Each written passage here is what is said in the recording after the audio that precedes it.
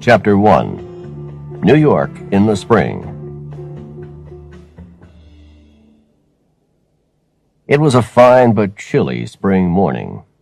Fine enough even to make the New York borough of Queens seem attractive. Like any other day, I left my apartment on Main Street, Queens, and walked to the subway station to commute into Midtown Manhattan on the number 7 train. Like any other day, I read the New York Daily News to pass the time during the journey. Out of professional interest, I always glanced through the day's fresh crime stories. Muggings, thefts, a carjacking, a shooting, a bank robbery, and so on. Crime, the unpleasant reality of life from which I make my living. The name's Marley, Nat Marley, licensed private investigator. My prediction is that you already have a mental image of my type of work. I can safely bet that your image comes straight from the fantasy world of Hollywood. That's a long way from the truth. The majority of my work is dull, often just pure routine stuff, like divorce, bad debts, or missing persons. Don't imagine for a moment that I'm good-looking either. Just an ordinary-looking guy, bald, overweight, and on the wrong side of 40. And let's get another thing straight. My working days seldom start with a wealthy, attractive female client anxiously waiting for my professional services.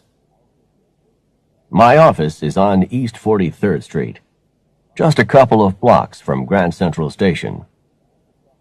Stella Delgado, my personal assistant, was already at her desk, talking on the phone. Stella's been with me most of the time I've been in business.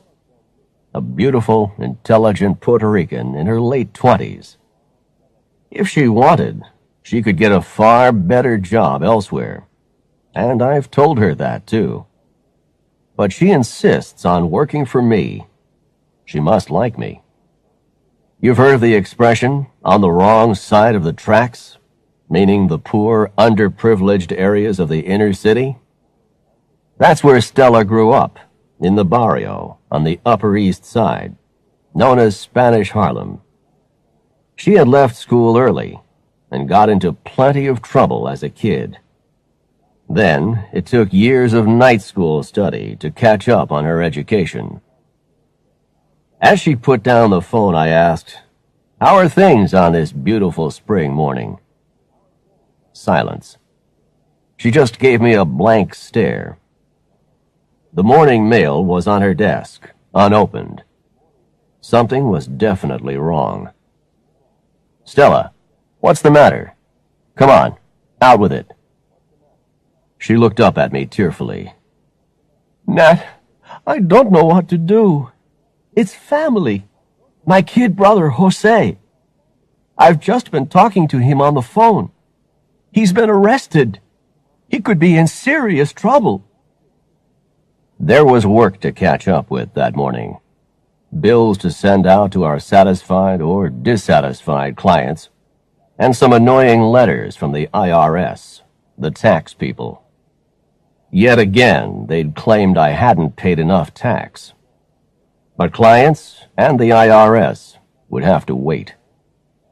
"Stella, tell me everything." "It's a long story. Jose was found by the police in the early hours of this morning on 112th Street, just off Lexington Avenue, Upper East Side. He was lying unconscious with head injuries in the driver's seat of a car that had crashed into a wall in a parking lot. Nat, he doesn't even own a car. Anyway, he was taken to the emergency room at Metropolitan Hospital. Now he's in a secure room under police guard. He was allowed to make one phone call, so he called me." "So what's the story? How did he get into this mess?" I asked. "The awful thing is, he has no memory of what he was doing," Stella said. "All he can remember is being at some bar in Brighton Beach with his buddies yesterday evening. Then, nothing. Has he been charged with anything? I asked. No. At least, not as far as I know, replied Stella. Why were Jose and his buddies going out for a drink at Brighton Beach anyway? That's quite away from Spanish Harlem for a night out. Jose works in the summer at a diner on Surf Avenue, Coney Island. The place closes up in the winter. Jose had been to see his boss to confirm his job for next summer. He got some good news. They took him on as a cook. Jose had taken a couple of his buddies along to see if he could fix up work for them. They were taken on as waiters. Good money, plus room and board, starting 1st of April. Afterwards, they went out to celebrate. The thought of Coney Island brought back some of those golden childhood memories. Trips to Coney Island Beach and the rides at the amusement park. Family vacations at the beach. I put those thoughts to the back of my mind and concentrated on Stella's story. Anything more? I asked. He said he had just a vague memory of a bar somewhere on Brighton Beach Avenue. He knew he'd had a few too many drinks. Then nothing until he woke up in a hospital bed. Maybe he's in shock, I suggested. Temporary memory loss. If this was a simple case of drunk driving, he wouldn't be under police guard. And where did he get the car from? I don't know, Nat. Jose's never had a driver's license. Not having a driver's license didn't mean he hadn't stolen the car and driven it anyway. But I didn't say that to Stella. I thought for a moment. If Jose hadn't been charged with any offense, the NYPD could only hold him for a limited time. All right, Stella, this is what we'll do. If Jose hasn't been formally charged, there's no reason why we shouldn't be allowed to visit. We're going straight over to the hospital to talk with him. Stella didn't move, but just stood by her desk, biting her lip. Is something else bothering you? I asked. Nat, I'm worried sick. Jose is an ordinary, lovable guy who likes a good time. Okay, he's got a criminal record. He got into some trouble when he was a teenager. But I know he's harmless, a danger to nobody. But someone with his background, you know as well as I do what conclusion the police will come to. Come on, Stella, I said. Things have changed in this city. It's not like the bad old days. You know how sensitive the police are nowadays about any question of possible prejudice. You can't assume that the NYPD will think Jose is guilty because of his background. Any suspect has to be judged on the evidence. Maybe you're right, she replied simply. Stella didn't seem to be convinced, but I knew the NYPD would go to any lengths to avoid the kind of publicity an accusation of racial prejudice would attract. I also understood Stella's fears. Stella and her family are Puerto Rican.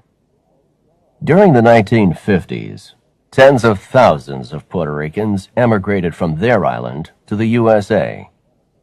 When they arrived, some of them discovered that the USA wasn't the land of opportunity they'd expected. Some had exchanged the poverty of Puerto Rico for the poor neighborhoods of New York. There were dead-end jobs waiting for them as kitchen hands or unskilled factory workers. Today, however, some have succeeded in creating a good life, like Stella, with a permanent job, comfortable apartment, and loving husband. But for Stella, it had been a struggle. I could appreciate how her culture and background might affect the way she saw things. Lock up the office and let's go, I said. Chapter 2. Metropolitan Hospital. After a few inquiries at the main reception desk, we were finally given the location of Jose's room at the hospital. Eventually, when we reached the floor, it was obvious that gaining access would be no simple matter. There was a bored-looking police officer sitting outside. I thought I might start with a little gentle persuasion. It can sometimes work, even on police officers. I should know. I used to be an NYPD officer before I set up my own business. "Excuse me," I said, showing the officer my investigator's license. "I represent Mr. Jose de la Cruz. Would it be possible to speak to him? The lady here is Ms. Delgado, sister of Mr. de la Cruz." The officer was unimpressed. He looked me up and down and said flatly, "Sorry, sir, no one's allowed in, and that's official." I wondered if he was going to be one of those people who get their job satisfaction by creating difficulties for others. I wasn't going to take no as the final answer. "Come on now, just a quick word. Won't do any harm." "No," replied the officer sharply. "This guy's a suspect. He's wanted for questioning." "Suspected of doing what?" I demanded. "Has he been charged with any crime?" "Don't know and no." "Thanks for all your cooperation. Give me the name of your boss, will you?" I asked. It was Captain Oldenburg, a familiar name. Oldenburg and I had worked together at the NYPD. That was over 15 years ago, when we'd both been patrolmen on the streets of the Lower East Side. Since I'd left the NYPD to become a private eye, Oldenburg had risen through the ranks and had now been promoted to captain. Every now and then our professional paths crossed. Oldenburg was the sort of guy you didn't forget in a hurry. He could be bad-tempered, loud, and dominating at times. Despite that, he was basically a good cop. I'd need all my charm to deal with him, though. "Thanks. I'll be back," I said. Stella was looking furious. "Nat, exactly what is going on here?" she demanded as we walked away from the room. "Are you just going to take no for an answer?" "Stay calm, Stella. In this situation, we need friends, not enemies. I'll call Oldenburg." I phoned police headquarters and was put through to Oldenburg's office. He wasn't exactly pleased to hear from me. That was normal. He was even less pleased when I asked if Jose was free to leave once the doctors had given him the all clear. "You've got to be joking, Marley," he shouted. "There's no way I'm going to let that guy out on the streets. He's being held on reasonable suspicion. I've had a crime scene team examining the car De La Cruz was found in, and I'm waiting for the results of forensic tests." Tests to examine what? Bloodstains on clothes? DNA? A weapon? I tried my charm on Oldenburg again. "I'd be interested to know what those tests would be for," I said. "Sure you would. Marley, you know I can't reveal any details of evidence until the suspect has been charged." It was the answer I'd been expecting. No harm in having another try. "Have you established who was the owner of the vehicle?" I asked hopefully. "Same as my previous answer," he replied bluntly. I got the impression that the captain was enjoying himself. One last attempt to make some progress. "Okay, Oldenburg, I know your position. Rules have to be obeyed. But if my client hasn't been charged, why can't I speak to him? I have his sister with me, and she's upset in a big way. Just 10 minutes, and I'll agree to the police officer being present too." All right, Molly. Have your 10 minutes. I'll call the officer and tell him to expect you. We hurried back to speak to Jose. The officer showed us into his room. Jose was sitting up in bed, with a bandage around his head and an IV drip attached to his arm. There was a hopeless expression on his face. Stella went over to him, took his hand, and spoke to him gently. How are you feeling, Jose? Not great. I'm full of painkillers, but I can still feel my head spinning, said Jose. Stella, it's real good to see you. Are you going to get me out of here? I haven't done anything wrong. You and I both know you haven't done anything wrong, she said. Remember what I told you, Jose. You've got to keep holding on. So what's the cop doing here, huh? Asked Jose, glancing in the direction of the officer. We had to agree to the officer being present. Jose, this is my boss, Nat Marley. He's going to help you. I'm sure glad to see you, Nat, said Jose. If we're going to help you, you've got to give us the whole story. Don't hold anything back, I said.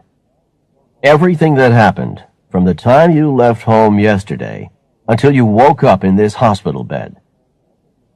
Jose, with his two friends, Miguel and Carlos, took the subway to Coney Island to find work. The boss at the diner offered him a job as a cook, and Jose's buddies were taken on as waiters. Jose showed Miguel and Carlos around the sights of Coney Island during the afternoon. After stopping for food, they moved on to Brighton Beach to celebrate. By early evening, they'd had several drinks in bars on Brighton Beach Avenue, in the heart of the Russian community. He had a confused memory of waking up in a bar. His buddies had gone. Then, nothing. The next thing he remembered was waking up in Metropolitan Hospital. You don't remember anything else? I asked. Nothing. It's the honest truth, Nat, said Jose. It's all a black fog. Brighton Beach? Kind of an unusual night out for three guys from Upper Manhattan, huh? I asked. You're right. At first it felt kind of strange for us to be there, said Jose. But people were nice and didn't mind three outsiders having a night out. One bartender got friendly when we asked him about all the different vodkas. Now, think hard, Jose. Can you remember anything else? I asked. Nothing, he replied. What happened to Miguel and Carlos? I can't remember. It didn't look good. Jose had been found unconscious at the wheel of a car that wasn't his. He had no memory of what had happened after passing out in a Brighton Beach bar. Jose, I know you don't have a driver's license, but can you drive? I asked. No way, Nat. I've never tried. And even if I could, I'd have been too drunk to drive. The police officer interrupted us. Time's up, Mr. Marley. There wasn't any point in asking for more time. I didn't think we were going to learn anything more of value. As to what had actually happened, it was still a complete mystery. Was Jose the victim, or was he the guilty party? My impression of him from our brief talk was of a harmless, ordinary guy. A guy who had gotten into some sort of trouble and had no explanation for what had happened. It wasn't looking good. There was some small hope, though, since I'd gotten clients out of worse situations than this. Jose needed a lawyer, urgently, and I knew just the woman for the job, Lena Rosenthal. She was capable, intelligent, and tough. Someone who could stand up to Oldenburg. As soon as Jose was charged with a crime, Then we would have something concrete from the NYPD. Otherwise, we were just operating in the dark. Stella had to get back to her family, so I gave her the rest of the day off. I just wished I could say something that might give her some comfort. But I knew whatever I said would be inadequate. Once I had more information, then I might be able to offer her some hope. The next day, the temperature was close to freezing. A layer of frost covered the windows of cars parked on the street overnight.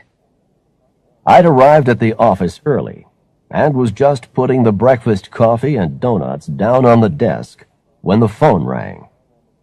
A familiar voice barked at me. Captain Oldenburg. "Marley, just calling to tell you that your client, De La Cruz, is still being held at the hospital. I wanted to get him moved to headquarters for further questioning, but the doctors insisted he be kept under observation. I'm still waiting for the results of the tests on bloodstains found on his jacket and a wallet in his possession." Oldenburg had given away a few more details. Bloodstains? Things were getting more serious. In desperation, I said, "Oldenburg, my client can't drive. And what's more, the alcohol level from the blood tests should indicate he'd have been incapable of driving anyway." "Marley, don't make me laugh," he replied. "My client needs to consult his lawyer. With your permission, I'd like to take her over to the hospital this morning. Any objections?" "Be my guest, Marley. I'll call the officer on duty and tell him to expect you." By now, Stella had arrived. I told her the latest developments. She took it all in silently, then sat in front of her computer with her head in her hands. I arranged to pick up Lena Rosenthal. Later, as our cab headed up First Avenue towards the hospital, I gave Lena all the details she needed about Jose's case. I also explained how I was involved. "Lena, this isn't just a routine case for me. This guy's the kid brother of my assistant, Stella Delgado. Stella's been working for me so long that she's like part of my family. I feel responsible for both Stella and Jose. You could say it's personal this time." Lena nodded. "Thanks for telling me, Nat. Anything else I should know?" "I should warn you about Captain Oldenburg. He has a reputation for being aggressive and insensitive." "Oldenburg and I have met before. I know what to expect," replied Lena. At the hospital, before we saw Jose, a doctor took us aside. "Excuse me, are you family?" she asked. "We represent Mr. De La Cruz. The name's Nat Marley, private investigator," I replied, flashing my ID at the doctor. "This is his lawyer, Ms. Rosenthal. We have permission from the NYPD to visit our client." "Thank you. I'm Dr. Erickson. Mr. De La Cruz has been under my care since he was admitted. His condition has been giving me cause for concern. In the accident, he received a heavy blow to the head. So far, his condition has been stable, but there have been some symptoms that worry me. He's complained about seeing double images, and he has twice lost consciousness, though very briefly. And also there's some memory loss. So I must warn you not to put Mr. De La Cruz under any unnecessary stress. He's been through enough already, and with any further stress—" "Understood, Doctor. We'll take great care." Before seeing Jose, Lena turned to me. "It would be a good idea not to mention anything about the forensic tests. This guy sounds scared enough already." I nodded my agreement. Eventually, we were allowed in to speak to Jose. He looked at us with dull eyes, and raised a hand to acknowledge us. I could see the despair in his eyes. Lena went over exactly the same questions as I had asked before. There was nothing more that Jose could add. We had made no further progress. As we were leaving, Jose cried out hopelessly, Nat, for God's sake, get me out of here! I'm going out of my mind! Chapter 3. Jones Beach. Saturday morning was cold but bright. I was feeling fit and active. I started the day by following my Saturday routine, buying the Daily News and wandering down Main Street, Queens, to Slim Pete's Diner. Breakfast there was always reliable, unhealthy, but very tasty. Maybe that explained Slim Pete's weight problem. Morning, Nat, said Slim Pete. Why so cheerful? Pete, I now realize that a healthy lifestyle is no solution to a midlife crisis, which means I'll have one of your breakfast specials and plenty of coffee. As I worked my way through breakfast, I looked through the Daily News. There was a story about a murder victim, a guy by the name of Alexei Romanov. Where had I heard the name Romanov before? That was it, the old Russian royal family. The body had been found late Friday afternoon, floating in Coney Island Creek. The victim had been shot in the head and had been dead for over 24 hours. There were some more details. Romanov owned some kind of business on Brighton Beach. He was involved in a society that helped immigrants from Russia to settle and adapt to life in the USA. His tearful widow told reporters that she had no idea who could have done such a thing. He seemed to have been a well-liked and respected man who was active in the community. I hoped and prayed there was no connection with Jose. Another story caught my eye. The headline read, "Wreck on Jones Beach." Part of a lifeboat had been washed up on the shore. 2 bodies had been found nearby. No further details. I'd been brought up on Staten Island. As a kid, just taking the ferry across to Manhattan seemed like a big adventure. A day out on Coney Island was a real trip. But Jones Beach, on Long Island, felt like going abroad. Maybe there's something of that kid still left inside me. I still get a thrill when I get way out of the city and stand on the beach looking out at the Atlantic, watching the waves crashing. Why not escape from the city for the day? The ocean air would do me good. I was folding up the newspaper when Slim Pete came over to chat. So, what's New York's smartest private eye doing? Putting more gangsters behind bars? He asked. Funny you should say that, I answered. New York's criminal community can relax. I've just decided I'm going to spend a day at the beach. Huh. A life of leisure. It's all right for some people. I took the bus from Main Street to Jamaica Station. You can connect there with the Long Island Railroad to Freeport. From there, I took a cab to Jones Beach, a long, narrow strip of land about 2 miles from the mainland. There was a real chill in the wind coming in off the ocean, enough to keep any crowds away so early in the year. In the height of the season, thousands of New Yorkers crowd into the area to claim their little piece of beach. But today, I could walk without tripping over beach towels or bumping into umbrellas. I strolled along the shore for about an hour, then returned. Unusually energetic for me. but I felt better afterwards. The air was clean and fresh. Then I stood for a while on the Atlantic side, watching the waves crash onto the beach. I knew why I had really come here.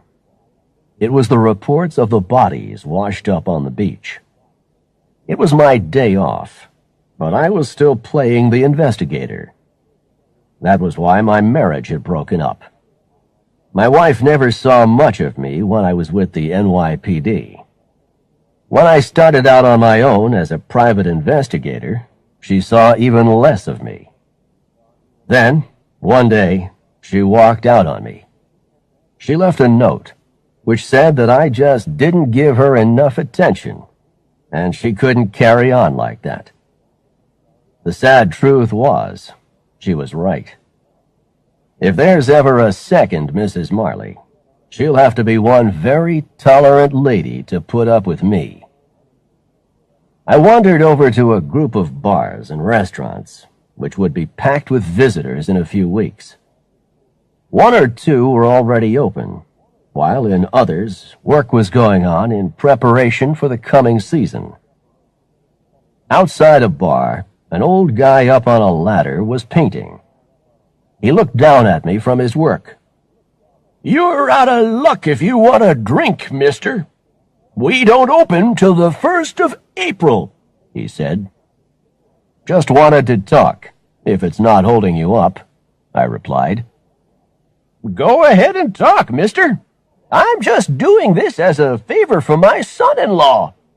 He doesn't care how slowly I work." "I see Jones Beach has been in the news. Some story about a lifeboat found wrecked along the shore, and 2 bodies," I said. The old man came down from the ladder. A good sign. I had got his interest. He pointed west along the shore with a dripping paintbrush. "The wrecked lifeboat was found about a mile west along the beach.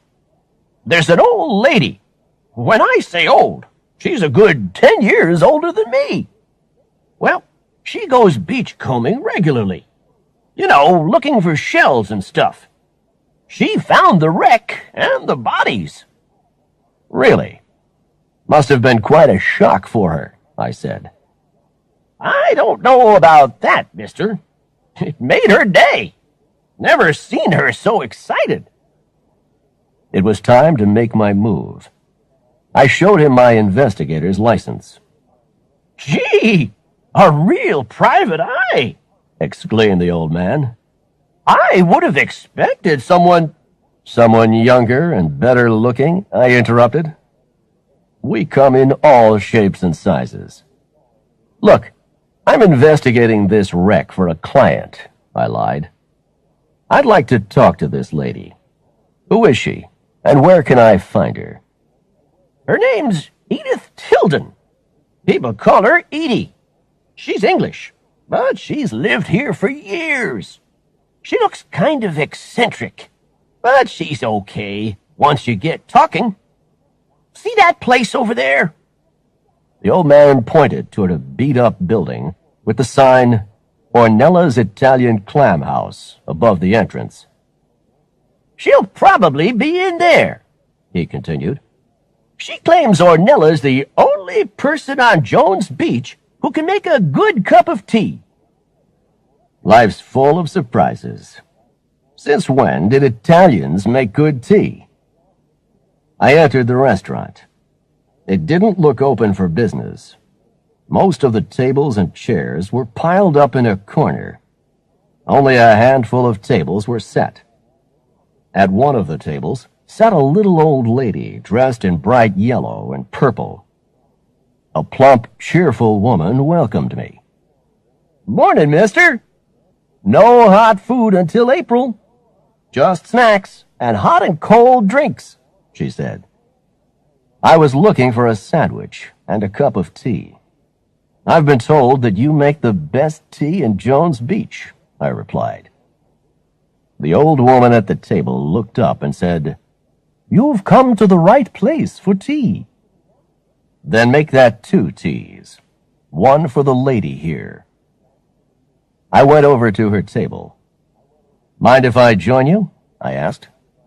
Not at all, she answered. Take a seat. I noticed the way she spoke. Not the slightest American accent. Thanks. You English? I asked. I'm probably as American as you are now. I've been in the USA for 50 years, but never lost the accent or the tea-drinking habit. The name's Edie. Edie Tilden. Pleased to meet you. I'm Nat Marley. The sandwich and teas were brought over to the table. After small talk about the weather, it was time to get some information. I showed Edie my private investigator's license. Her eyes grew large and round, and her mouth dropped open. This old lady was deeply impressed. I wish I had that effect on people more often. I hear you found the wrecked lifeboat and 2 bodies on the beach. I'm investigating the wreck for a client. I lied again. Edie waved her teaspoon at me excitedly. Mr. Marley, I've been walking up and down this beach for years. I found bits and pieces of boats, but never a body. 2 real dead bodies. What do you say to that? She asked. Must have been a terrible shock, I said. People don't look pretty after they've been in the sea. Can you describe them? I asked. Certainly. 2 young men, could be anywhere in their 20s. Medium height, thin. Both of them looked as if they needed a good meal. Short hair. They hadn't shaved for days. Cheap-looking clothes. One of them had a gold cross on a chain around his neck. I've never seen one like it before. Let me show you. She paused, took a clean paper napkin from the table, found a pencil in her pocket, and drew a picture of a cross with 2 horizontal bars, the top one a little shorter. Then, at the base of the cross, a short bar at a 45-degree angle. I didn't recognize it. Thanks. Mind if I keep this? I asked. Now, what can you remember about the boat? What I found was the rear half, probably from a boat big enough to fit 12 people in. It had seen better days, though. What do you mean? The wood was rotten with age. Some of it was so soft I could break off pieces with my bare hands. It looked like someone had been trying to repair it, but hadn't made a good job of it. The boat must have split in 2. Were there any identifying marks, like names or numbers? I asked. Some letters at the back. Maybe the boat's name, Edie answered. I couldn't make out a complete word, but it looked like a foreign language. And that's about all I can tell you. The Coast Guard took it away, so there's nothing to see now. Thanks. You've been very helpful. Here's my card. Where can I contact you if I need to speak to you again? She wrote a Freeport address and phone number on the paper. I left Edie and did some more beach walking. I felt relaxed and content when I finally got back to Queens that evening. But there was still the problem of Jose. Unless I turned up some new evidence soon, he could be facing a long prison sentence. The next day, I woke up early, but was feeling active. It must have been the effect of all that exercise the day before. There are various ways to spend your Sunday. Unfortunately, I had to go into the office to sort out some accounts. On the subway, I glanced through the Sunday edition of the Daily News. It didn't have anything to add to yesterday's stories.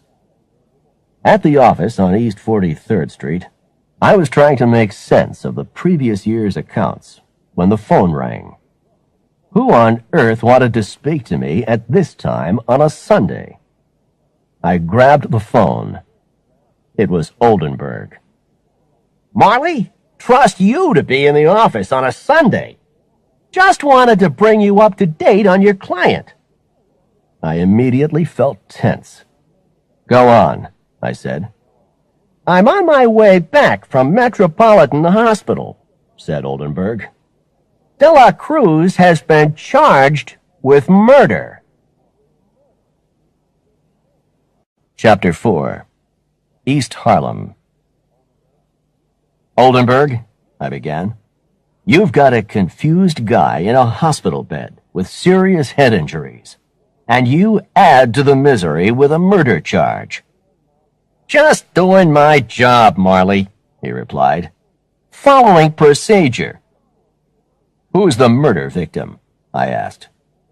A guy by the name of Alexei Romanoff, some businessman from Brighton Beach. The same guy I'd read about in the Daily News.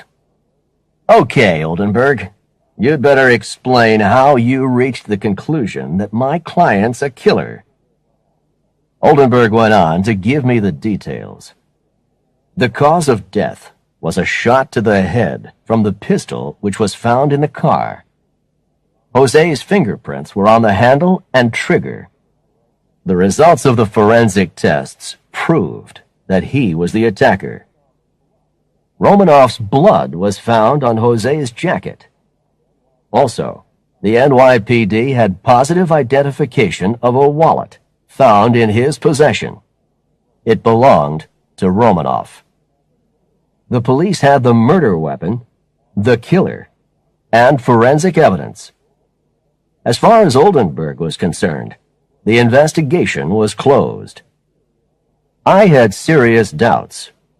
All the evidence pointed toward Jose. But what was the motive? Okay, Oldenburg, have you established a motive? I asked.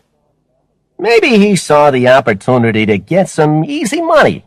A carjacking, I guess, he answered. Again, I wasn't convinced. Could a sleepy drunk possibly be capable of carjacking and murder? What do you mean, I guess? Where's the supporting evidence? Do you have witnesses? I asked. Who needs witnesses with the amount of evidence piled up against him? Oldenburg asked. No point in continuing the conversation. I'd learned enough. The significant point was the lack of witnesses.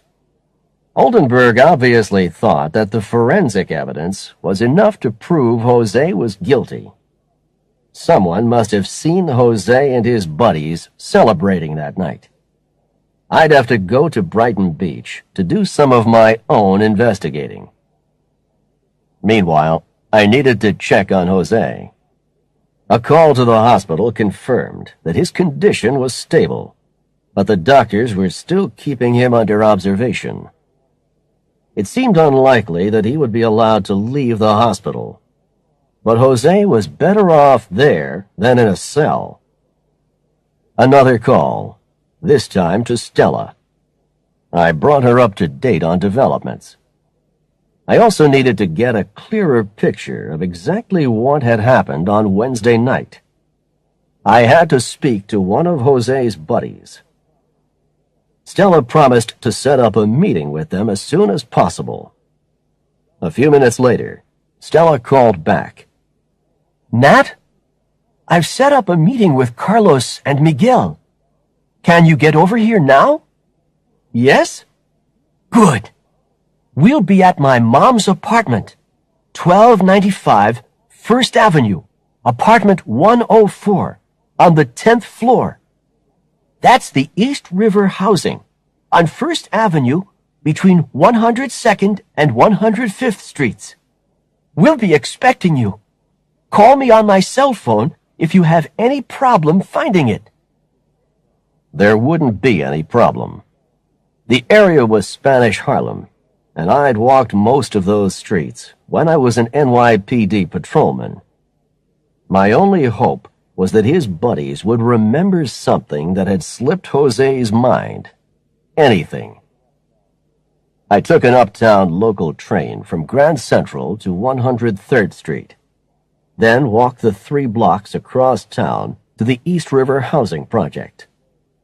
In the space of those 7 subway stops, the city changes completely. In Spanish Harlem, there's not a skyscraper in sight. Only a few remaining traditional brownstone houses among the anonymous gray concrete blocks of the housing projects. I was shown into a comfortably furnished room overlooking the East River, with a view of Ward's Island at the southern tip of the Bronx. Jose's buddies were there, 2 ordinary-looking guys in their early 20s. Stella introduced us. Nat, I'd like you to meet Miguel and Carlos. This is my boss, Nat. He's like family to me, and we're doing everything we can to help Jose. I want you to tell everything to Nat, just like you told it to me. All of it? Again? Asked Carlos. Yes, every bit. You might recall something that could help Jose, she said. Carlos began. Much of what they said confirmed what we already knew from Jose's story. The interview at the diner, the sightseeing tour of Coney Island, the bars on Brighton Beach Avenue.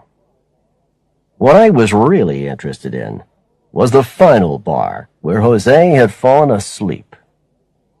We ended up in this bar that had every kind of vodka you could imagine, continued Carlos. The bartender in there got friendly when we took an interest in the drinks. He was recommending what to try. The name of the bar? I asked. Sorry, Nat, I don't remember, replied Carlos.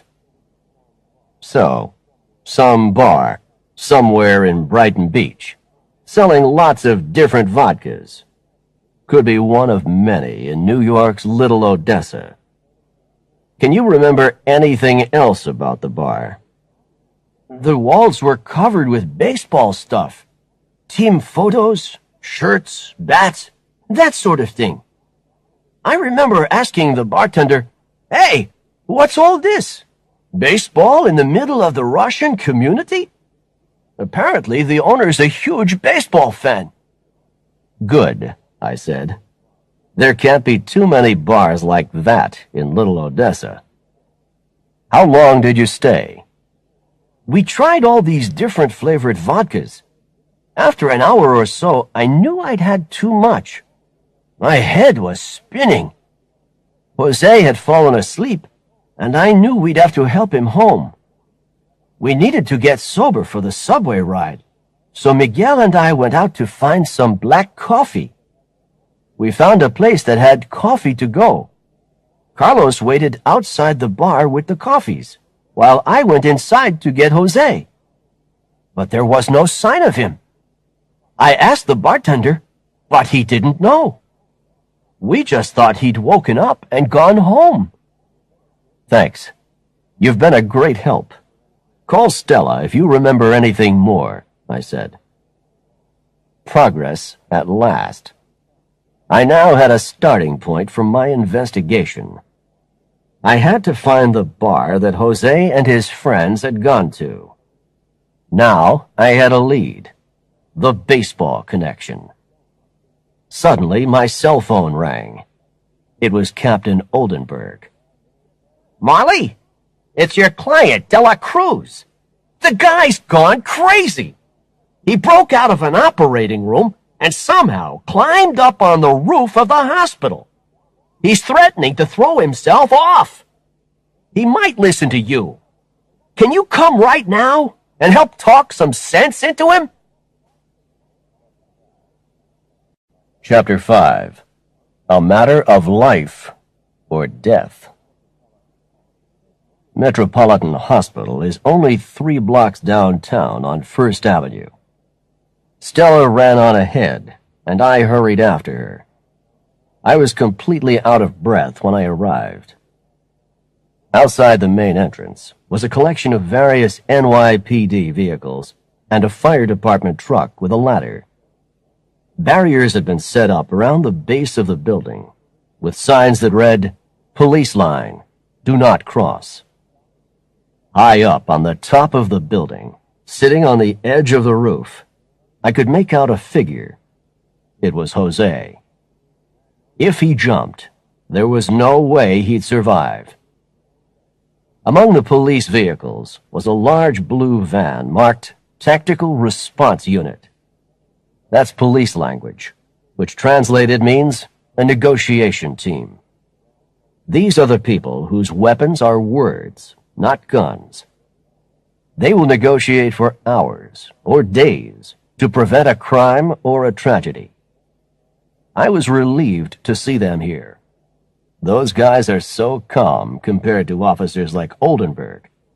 They wouldn't get impatient watching paint dry. If it takes 48 hours to prevent a potential death by talking to the guy, hour after hour, they'll do it. Persuasion, not force, is their philosophy. Oldenburg was waiting for us outside the entrance. Marley, he began, this is kind of embarrassing. I cut him off. Embarrassing? It's a disaster. How on earth did my client end up on the roof? I demanded. I thought you had him under 24-hour guard. What's been going on here? Is this another example of NYPD inefficiency? As we hurried through the hospital corridors, Oldenburg raised his hands in apology. I can't offer any excuses. Your client had been taken to an operating room. The police officer was told that De La Cruz was unconscious, so he decided to take an unofficial break outside.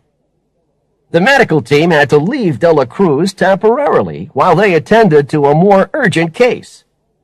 During that time, he must have regained consciousness, panicked, and gone up to the roof.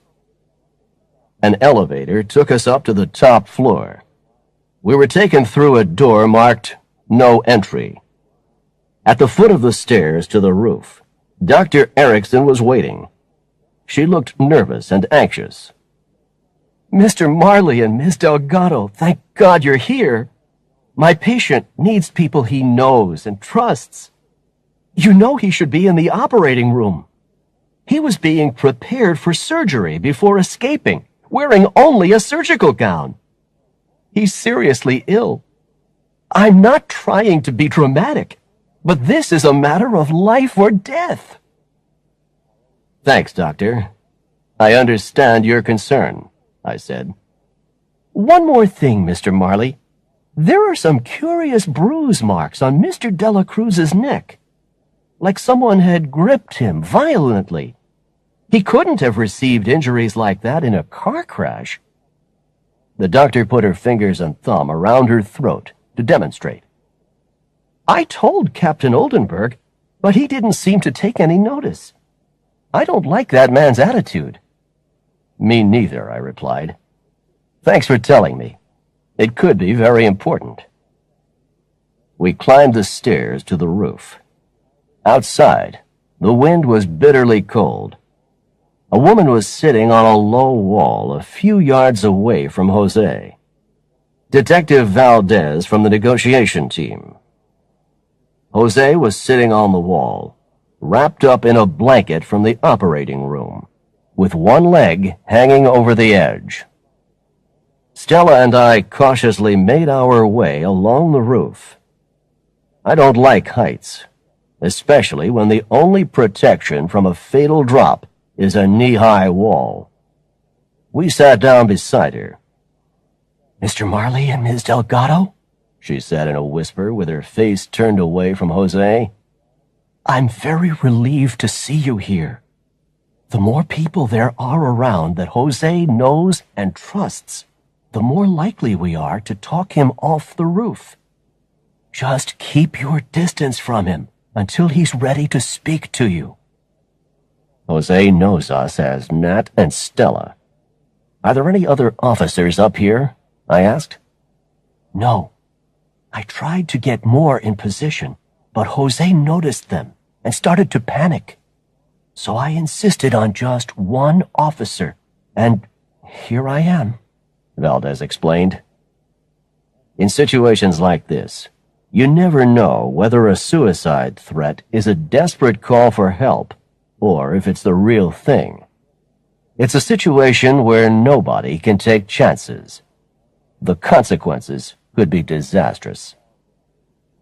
Detective Valdez continued with the routine that has saved countless lives in this city. The technique was to establish a relationship and gain trust. "Jose, you know who I am now. I just want to talk," she said.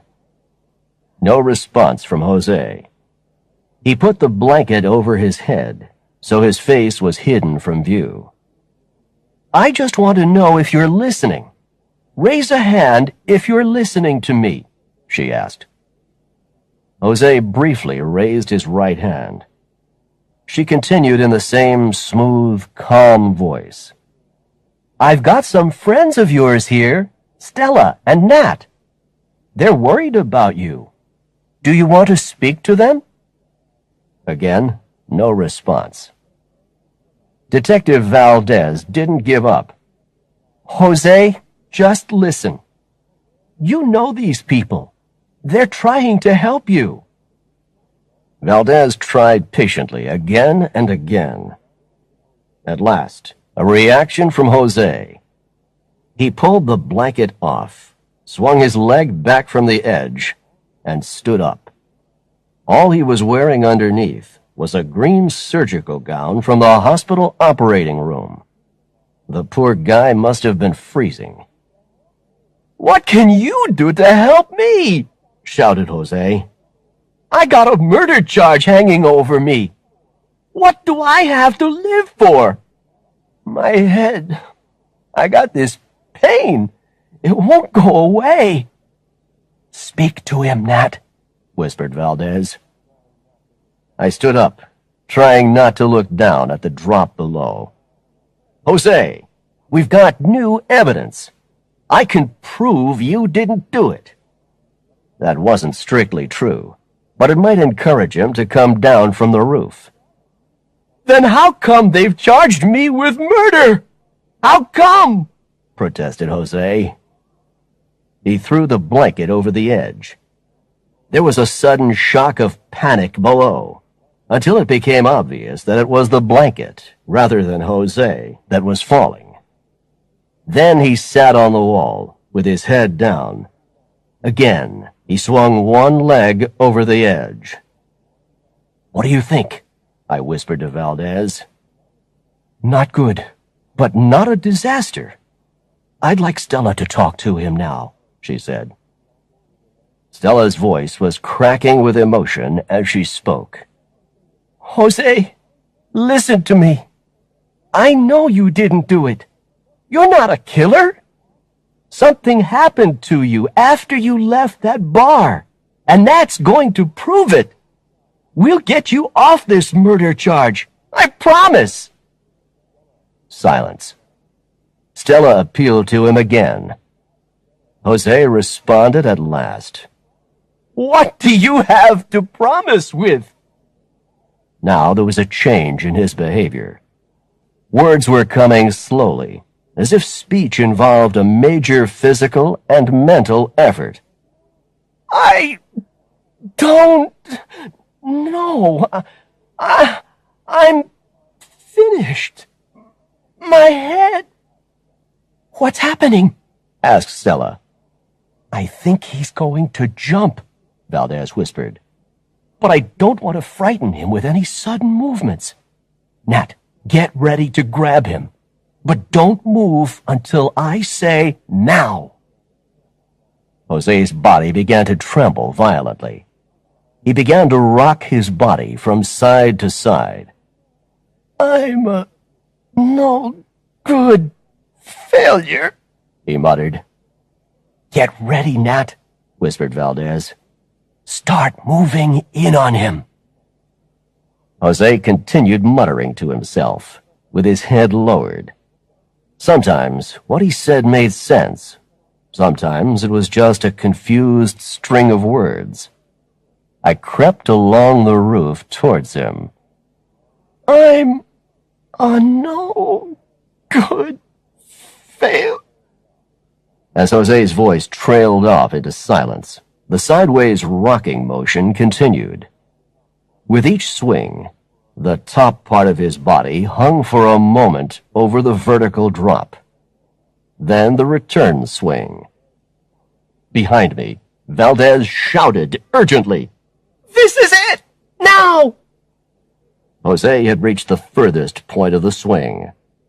But this time, he didn't return. He was slipping off the edge. I made a dive for his foot and just managed to grab it.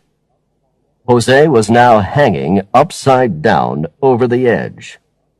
I was also hanging over the edge, with only my knees pressed against the wall, preventing me from following Jose.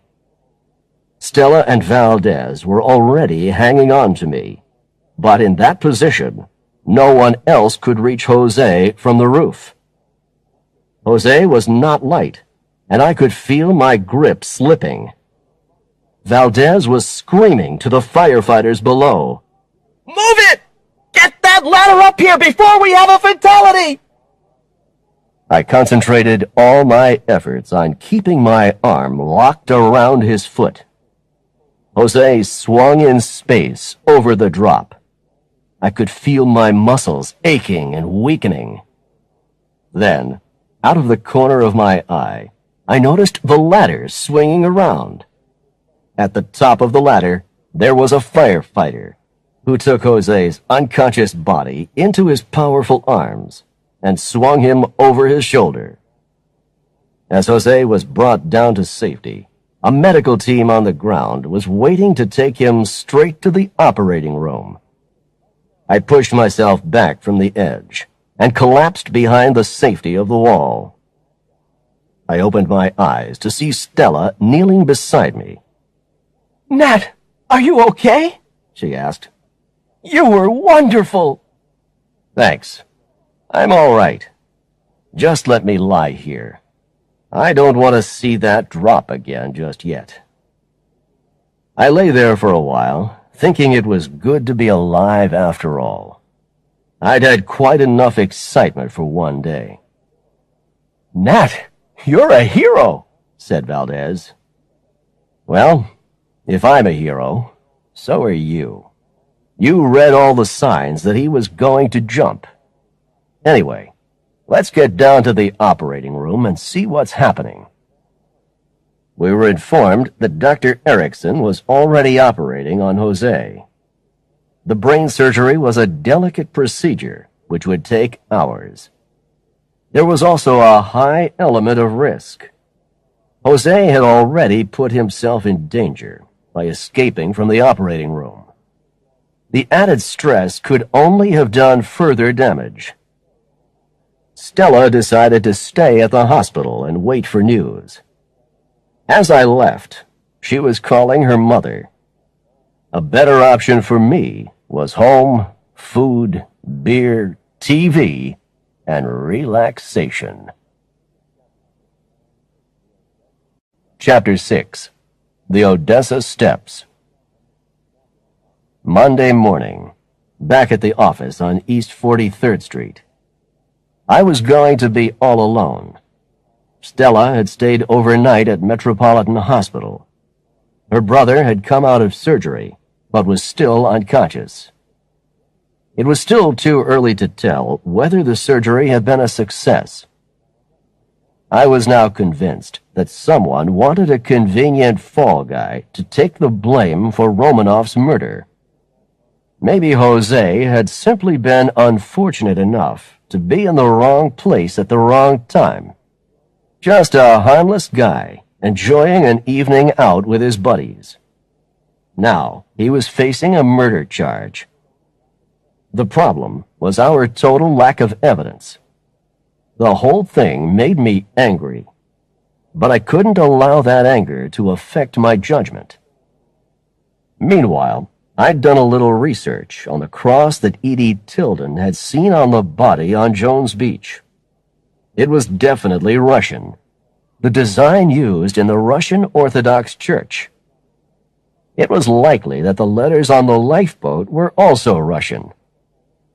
I now had photographs of Jose, Miguel, and Carlos.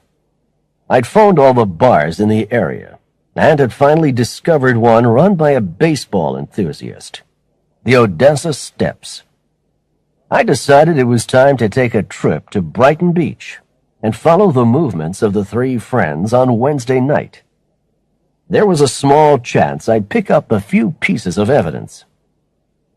As I was getting ready to leave, I had a surprise phone call.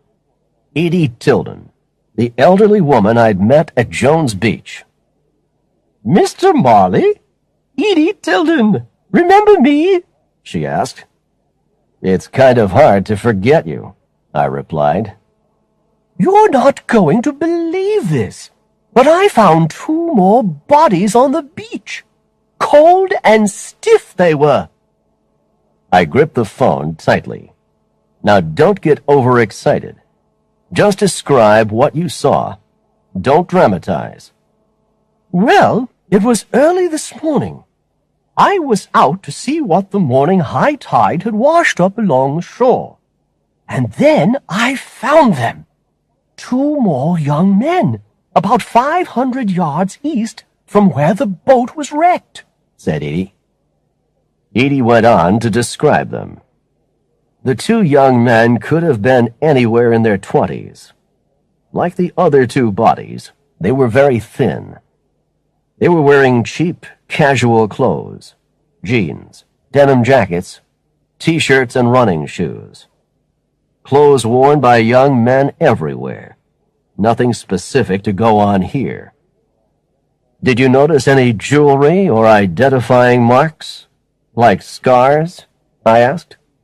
No, nothing like that, she said. Thanks, Edie. That's good work. You should have been a detective. Keep on with the beachcombing. Call me any time you see something suspicious, will you? I was very curious.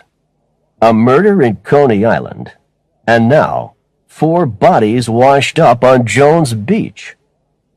Romanov was a respected member of the Russian community, and it looked like the 4 dead men found on Jones Beach were also Russian.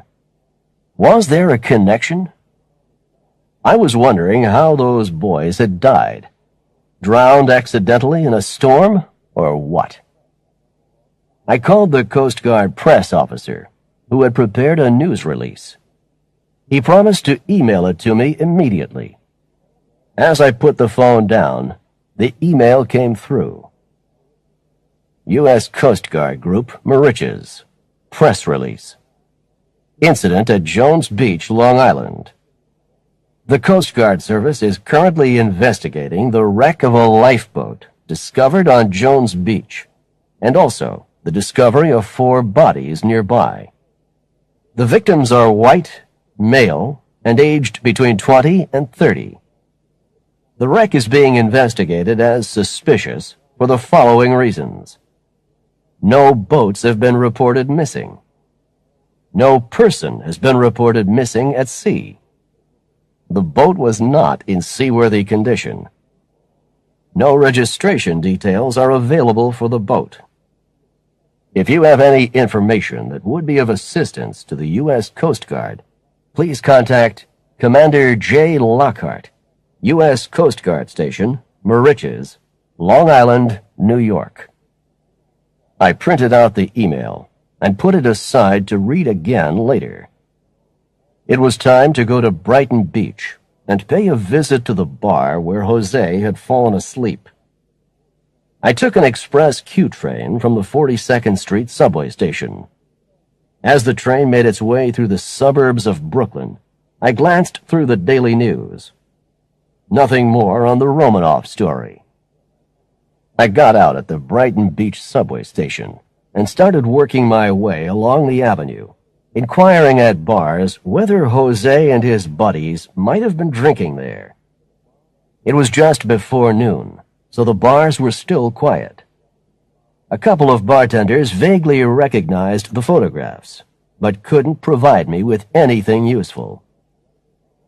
I finally arrived at the Odessa Steps. Inside, the walls were covered with baseball souvenirs. Picture after picture of the famous Brooklyn Dodgers teams who dominated the American baseball scene in the 1940s and 50s. I ordered a beer and sat down to take in the atmosphere. The lunchtime crowd was arriving, and the bar was becoming noisy with Russian conversation. At the next table, one of the staff had a collection of tools on the table, and also a beautiful antique baseball bat. He was preparing to put it on the wall. "Excuse me," I said. "I'm interested in the bat. I bet it has a history. Something new for the baseball exhibition, huh?" "This bat, mister, was used in the final game of the 1955 World Series," proudly replied the bartender. "When the Brooklyn Dodgers beat the New York Yankees. It's my boss's favorite piece.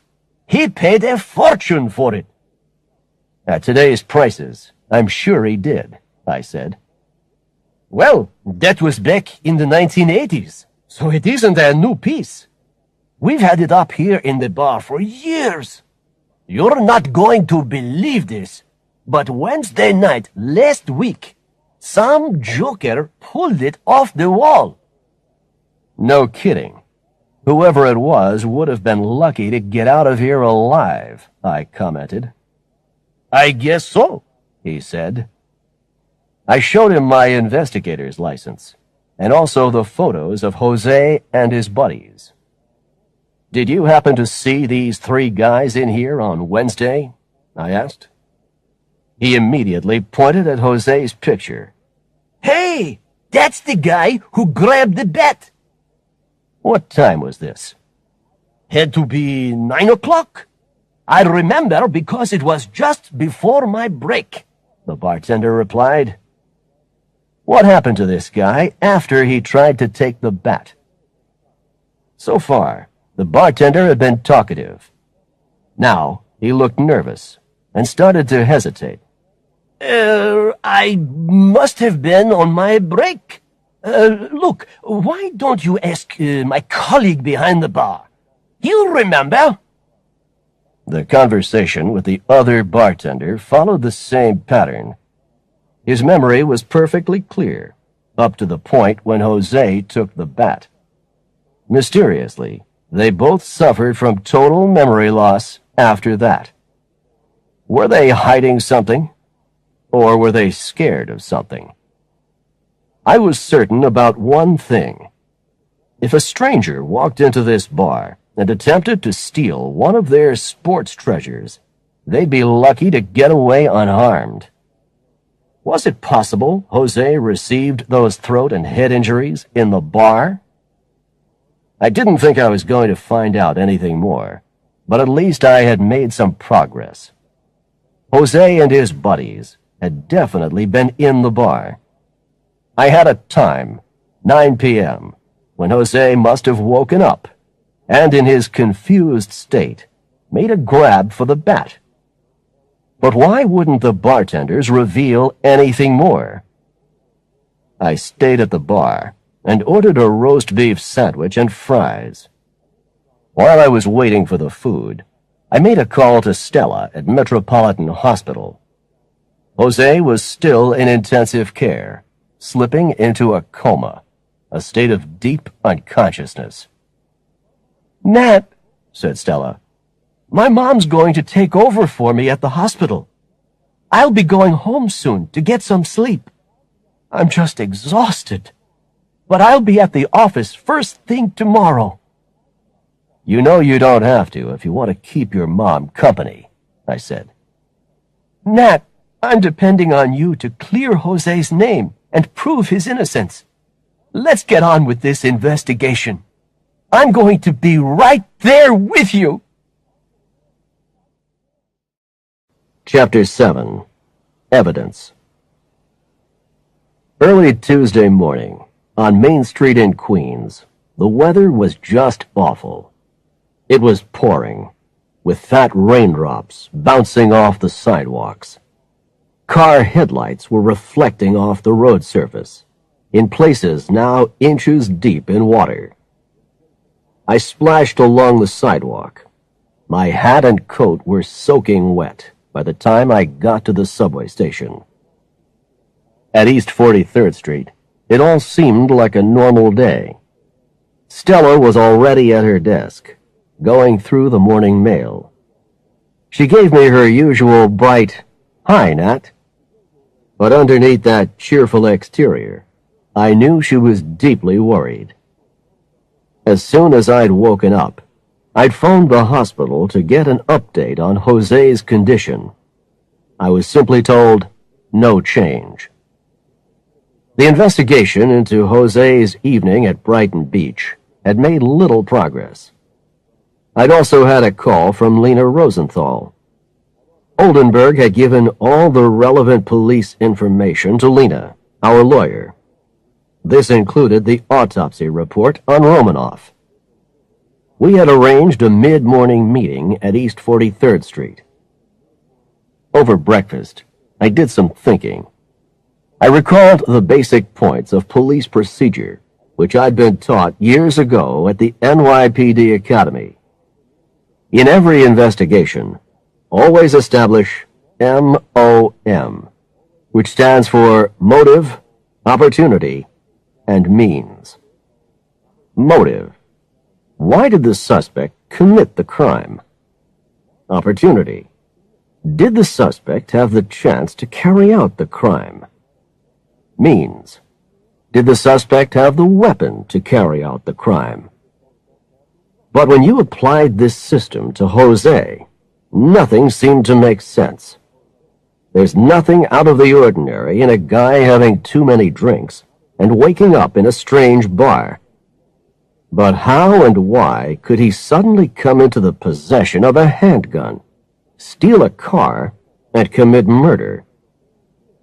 Later that morning, Lena was going through some of the details of Romanoff's autopsy report with me. "What worries me, Nat, is timing," she began. "We know that Jose probably left the Odessa steps at or around 9 o'clock. According to this report, Romanoff's time of death was somewhere between 8:45 and 9:45 the same evening. Now, for a drunk who'd just woken up, Jose would have to have been one fast mover." Agreed, I said. "There's absolutely nothing to show how or where he came across Romanoff," Lena continued. "Did he just walk out into the street, wave a car to stop, and then rob and brutally murder the driver? As I see it, there's no logic here. No supporting evidence apart from the forensics." Anything more in the reports? "Cause of death, a gunshot to the head at close range. Romanoff was on the ground when he was killed. According to the report, there was bruising on his upper arms, which could indicate the killer was standing on his arms when the fatal shot was fired." Stella, who had been making some notes, suddenly interrupted. "Ms. Rosenthal, I need to get something clear. The fingerprints that were found on the gun barrel, right hand or left hand prints?" "All right hand prints, according to the report," Lena replied. Stella said nothing, but just looked down at the notepad. "Stella, is Jose right-handed?" I asked. Stella nodded. Another setback. If only Jose was left-handed. Another possible line of investigation closed. Oldenburg had not followed official procedure after Dr. Erickson had reported the bruises on Jose's neck. With some minor blackmail, I could ask a favor. I thought I might have a talk with Oldenburg. I knew a subject that would hold his attention: baseball. His mind is an encyclopedia of baseball history. "Oldenburg, it's Marley." Just called to tell you I've been admiring a bat used by the Brooklyn Dodgers in the final game of the 1955 World Series." There was a low whistle of surprise from Oldenburg. I knew I had his full attention. "It's a valuable piece of baseball history," I continued, "and you can see it for yourself at the Odessa Steps Bar on Brighton Beach. They've got a whole museum of baseball stuff around the walls. But last Wednesday night, some guy pulled this bat off the wall." "Hey, that would be terrible. That guy would be lucky to—" "Get out of the place in one piece," I suggested. "That's what people at the bar told me. And the guy is the accused, Jose de la Cruz. But he got out of the bar somehow. And then look what happened to him. Kind of strange, don't you think? Especially when the bar staff went suspiciously quiet when I asked what happened after Jose grabbed the bat." "I don't know what to say, Marley. This information might have an effect on the case." "Think about it. Now," I continued, "it's come to my attention that the medical staff at Metropolitan reported bruising on Dela Cruz's neck, which couldn't have been the result of the car crash. But you didn't order a medical examination of my client." "How did you know about that?" demanded Oldenburg. "Just doing my job," I replied calmly. "I have my contacts. I'm prepared to ignore this failure to follow official procedure if you do me a little favor. I need an official introduction from the NYPD to Lockhart, commander of the Coast Guard Group in Mauritius. That's the Long Island South section." "What's this all about, Marley?" "Let's just say another line of inquiry." 1:00. It had been a busy morning, and I could hear a cold beer calling my name from McFadden's Bar. McFadden's Bar is just a block across town from the office, on 2nd Avenue, a favorite watering hole for New York journalists. I phoned the bar to check whether Ed Winchester was there. Ed's an old friend and a wonderful source of information. He'd been chief crime reporter for the Daily News for years and still did some part-time work for the paper, though he was now officially retired. No sooner had I entered the bar than I heard my name being called. A tall, elderly guy with silver hair and a deeply lined face was waving an empty glass at me. "Nat! Perfect timing," Ed said. "That must mean your glass needs refilling," I replied. I took the beers over to an empty table and went through all the recent events with Ed. Romanoff's death, Jose's night out at Brighton Beach, the wrecked lifeboat, and the bodies on Jones Beach. You see, Ed, there seemed to be Russian connections everywhere. I was just curious whether you'd heard anything about crime among the Russian community. "Money laundering is the big one," he replied.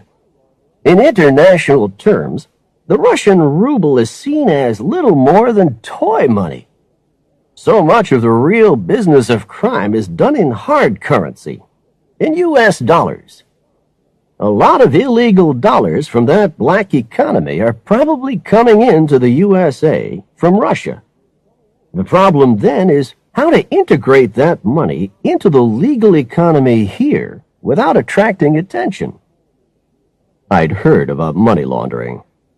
Anybody running organized crime operations, like drugs or illegal gambling, receives huge amounts of cash. Thus, the need for your friendly neighborhood money launderer to clean the dirty money by transferring it through a network of bank accounts until nobody can find where it came from. Once it reappears at the other end of the process, the money's clean and legal. Ed called the crime desk to see if they knew of any money laundering activity in the Russian community. He listened carefully for a couple of minutes, then turned to me with a broad smile. "There's a guy by the name of Viktor Kamenev," he said. "It seems he was depositing regular amounts of cash, up to $10,000 at a time, in a variety of banks around Lower Manhattan. He's got a business, Kamenev Finance. Of course, there was the usual gossip at the crime desk as to whether he was laundering money for the Russian mafia, but no concrete evidence." Ed had delivered the goods again, and cheap at the price of a beer. Another Russian name. But was there any possible connection between Romanov's death and the wreck on Jones Beach? I walked across town to First Avenue and wandered through the United Nations Plaza over to the East River. Walking time is thinking time, so I just ignored the rain. I needed a way to gain access to the Russian community. Alexei Romanov's widow could be our entry key. But under the circumstances, we might have to be a little economical with the truth. The initial approach to Mrs. Romanov would need tact and sensitivity, more Stella's specialty than mine. Back at the office, after describing the plan to Stella, she made that all-important call. Her telephone manner was, as always, perfect. "Mrs. Romanov? I'm very sorry to disturb you at this extremely sad time. I'm Stella Delgado.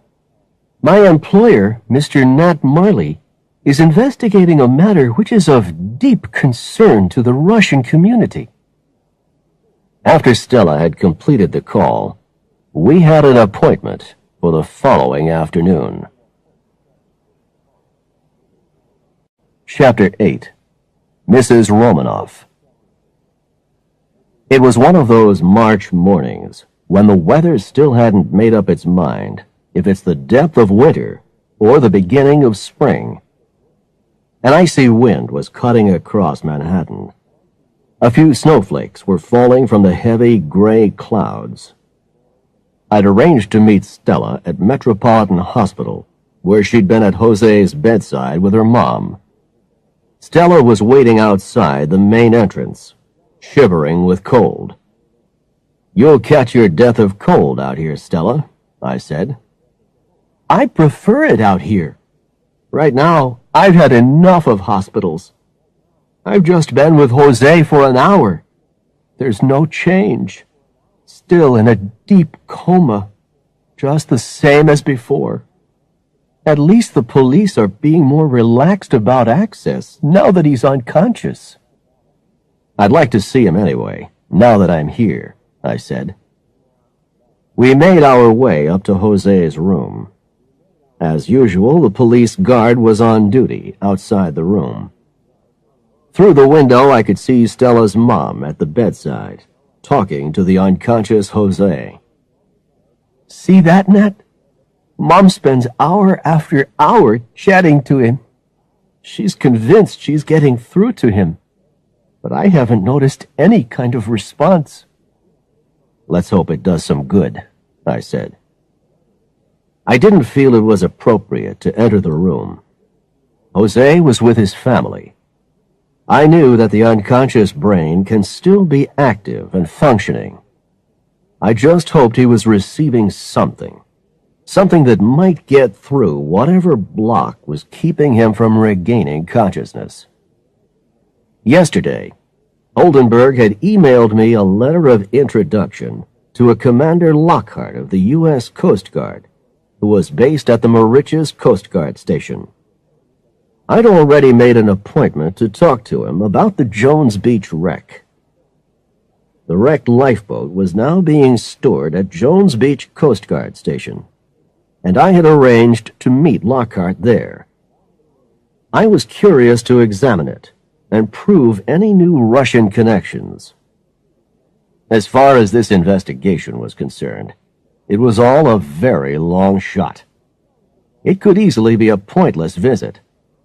But I felt we should be doing something for Jose.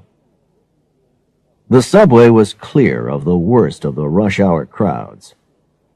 As the number 4 train sped downtown toward Midtown Manhattan, I thought over what I knew about Jose's night out in Brighton Beach. If only he would regain consciousness, then he might recall something relevant. From 51st Street, an E-train took us west across town to Penn Station, where we took a Long Island Railroad train to Freeport. A 40-minute journey, but quicker and cheaper than any cab. As the train made its way through the suburbs of Queens, I noticed Stella biting her lip. I know that little habit of hers. It means something is on her mind. "Are you okay, Stella?" I asked. This past week, Nat, has been a total nightmare. I'm tense and anxious all the time. We seem to be getting nowhere fast. I know it's not your fault. You're doing everything you possibly can. But there are times when I feel like tearing my hair out and screaming. "Don't give up hope, Stella," I said. "I won't let Jose down. Believe me. I'm positive the evidence is out there. The pressure's getting me down, too. If this was an ordinary, everyday investigation, I'd be able to walk away from it and put it right out of my mind. But it's there with me all the time. If I wake up in the middle of the night, I'm thinking about it. We'll crack this case, somehow." We took a cab from Freeport to the Jones Beach Coast Guard Station, where we were welcomed by the officer responsible for Long Island South, Commander Lockhart, a tall, fit-looking man in his 50s. "Pleased to meet you, Mr. Marley," said Lockhart, shaking my hand with a firm grip. "Captain Oldenburg asked me to give you every possible assistance." "Thanks," I said. "This is my assistant, Stella Delgado. We're working on a case that just might have a connection with the recent incident on Jones Beach. As you know, we'd like to see that wrecked lifeboat which was recovered," I replied. Lockhart took us out to a workshop alongside the Coast Guard building. Inside was part of what had once been a well-built boat. The paint was peeling off it. Some clean, fresh wood was visible where the boat had split in two. At the back of the boat were the faded letters. They did look like Russian letters. Lockhart took a screwdriver from a workbench and pointed at a section of the boat. "I'd like to demonstrate to you just how poor the condition of this boat is," he announced. He drove the blade of the screwdriver into the wood. It went through with little effort. The wood was completely rotten. Stella gasped. "Those poor guys!" she exclaimed. "They wouldn't have had a chance." "This boat was no more than a floating grave," Lockhart continued. "It's completely falling apart." "What about the 4 guys who were found on Jones Beach?" I asked. "I have the full autopsy details in my office. Shall we go there and I'll show you?" he suggested.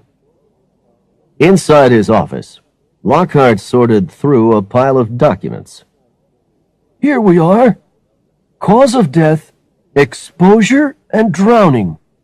They must have floated for as long as they could, maybe holding on to what was left of the boat.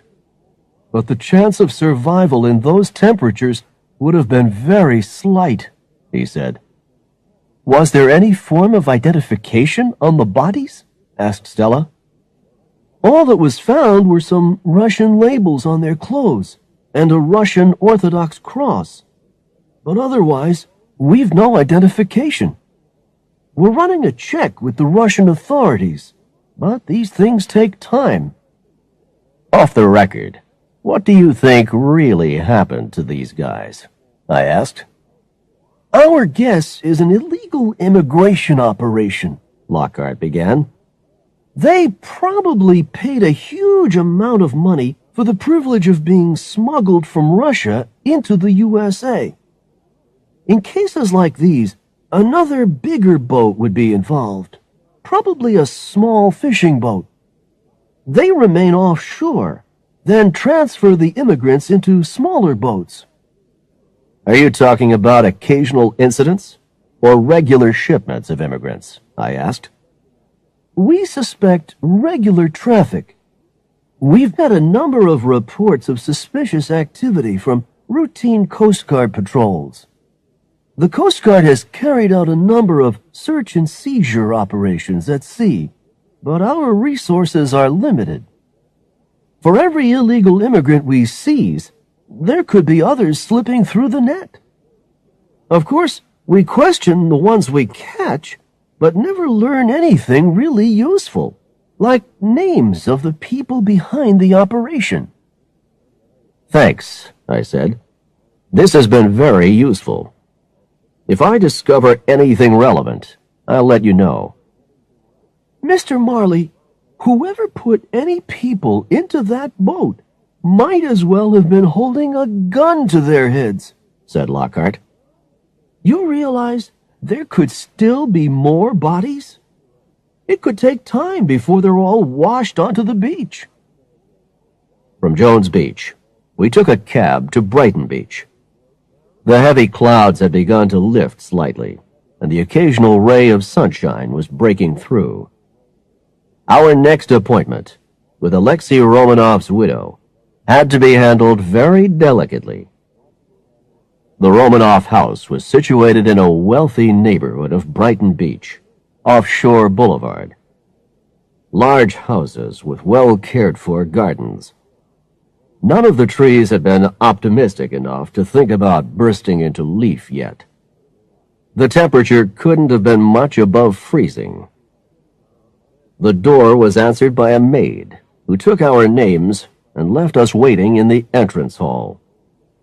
Soon, she returned and led us into an elegantly furnished dining room.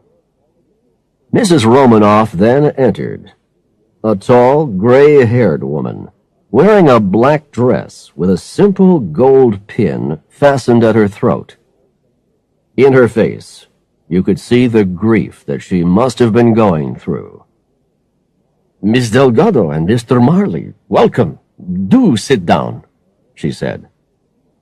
We realize that this is not an appropriate time to visit, began Stella. We're aware of the good work your late husband did with newly arrived Russian immigrants, and we'd like to offer our deepest sympathies. Thank you. You're most kind, she said. Our visit concerns Russian immigrants who may have been attempting to enter the country illegally. You may have heard about the bodies found on Jones Beach? Asked Stella.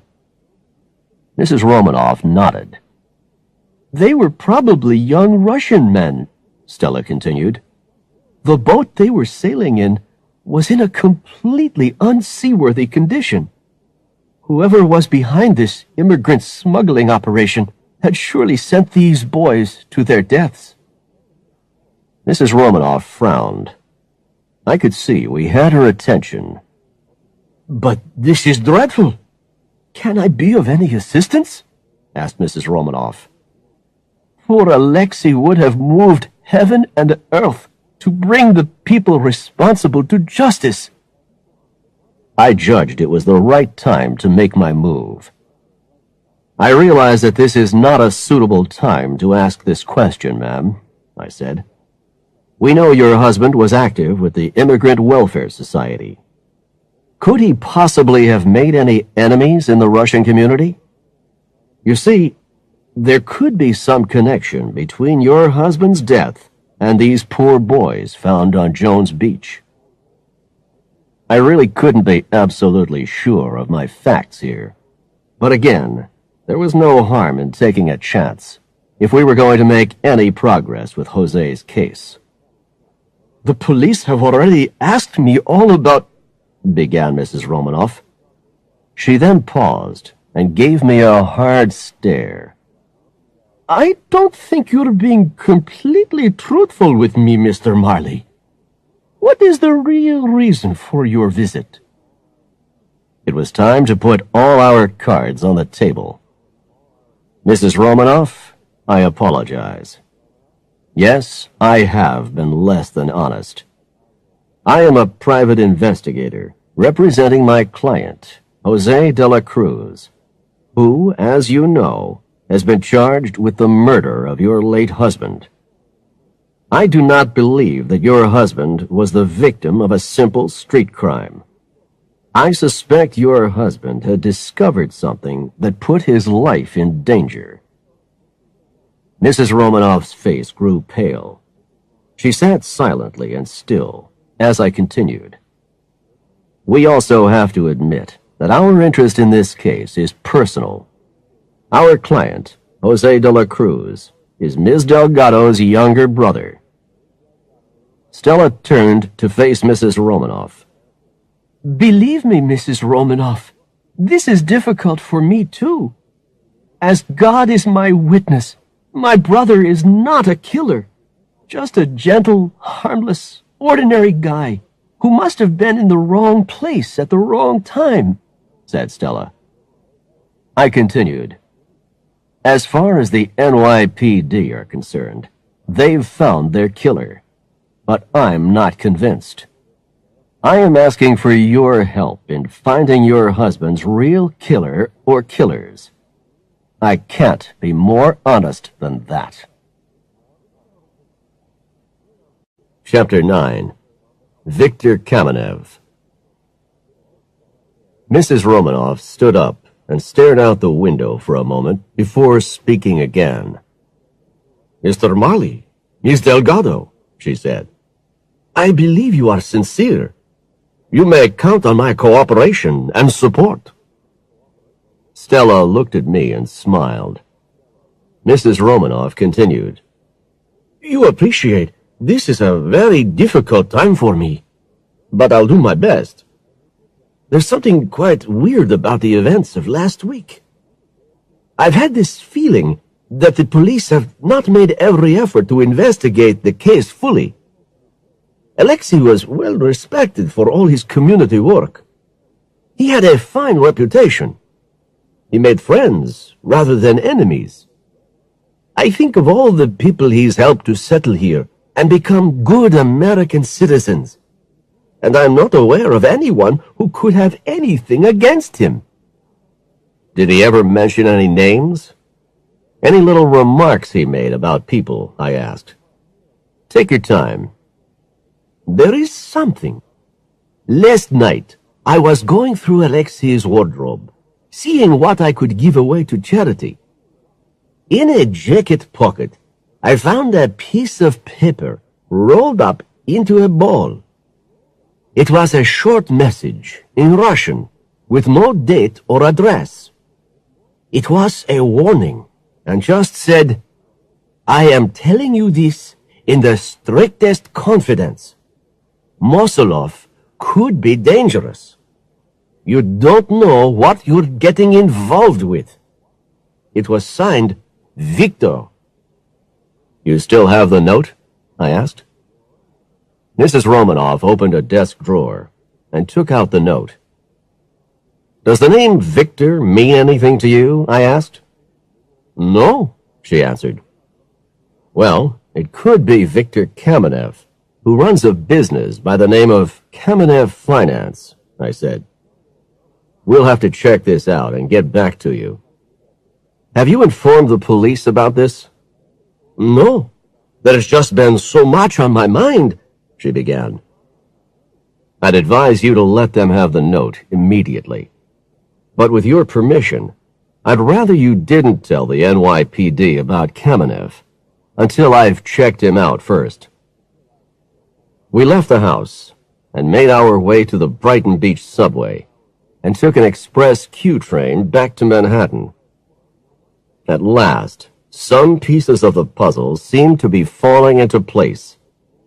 but we were still a long way from the solution. We had another Russian connection. I wanted to pay a surprise visit to Mr. Kamenev, but I needed support. We could be moving in deep, dangerous waters. I made a call on my cell phone to Joe Blaney, an ex-NYPD colleague of mine.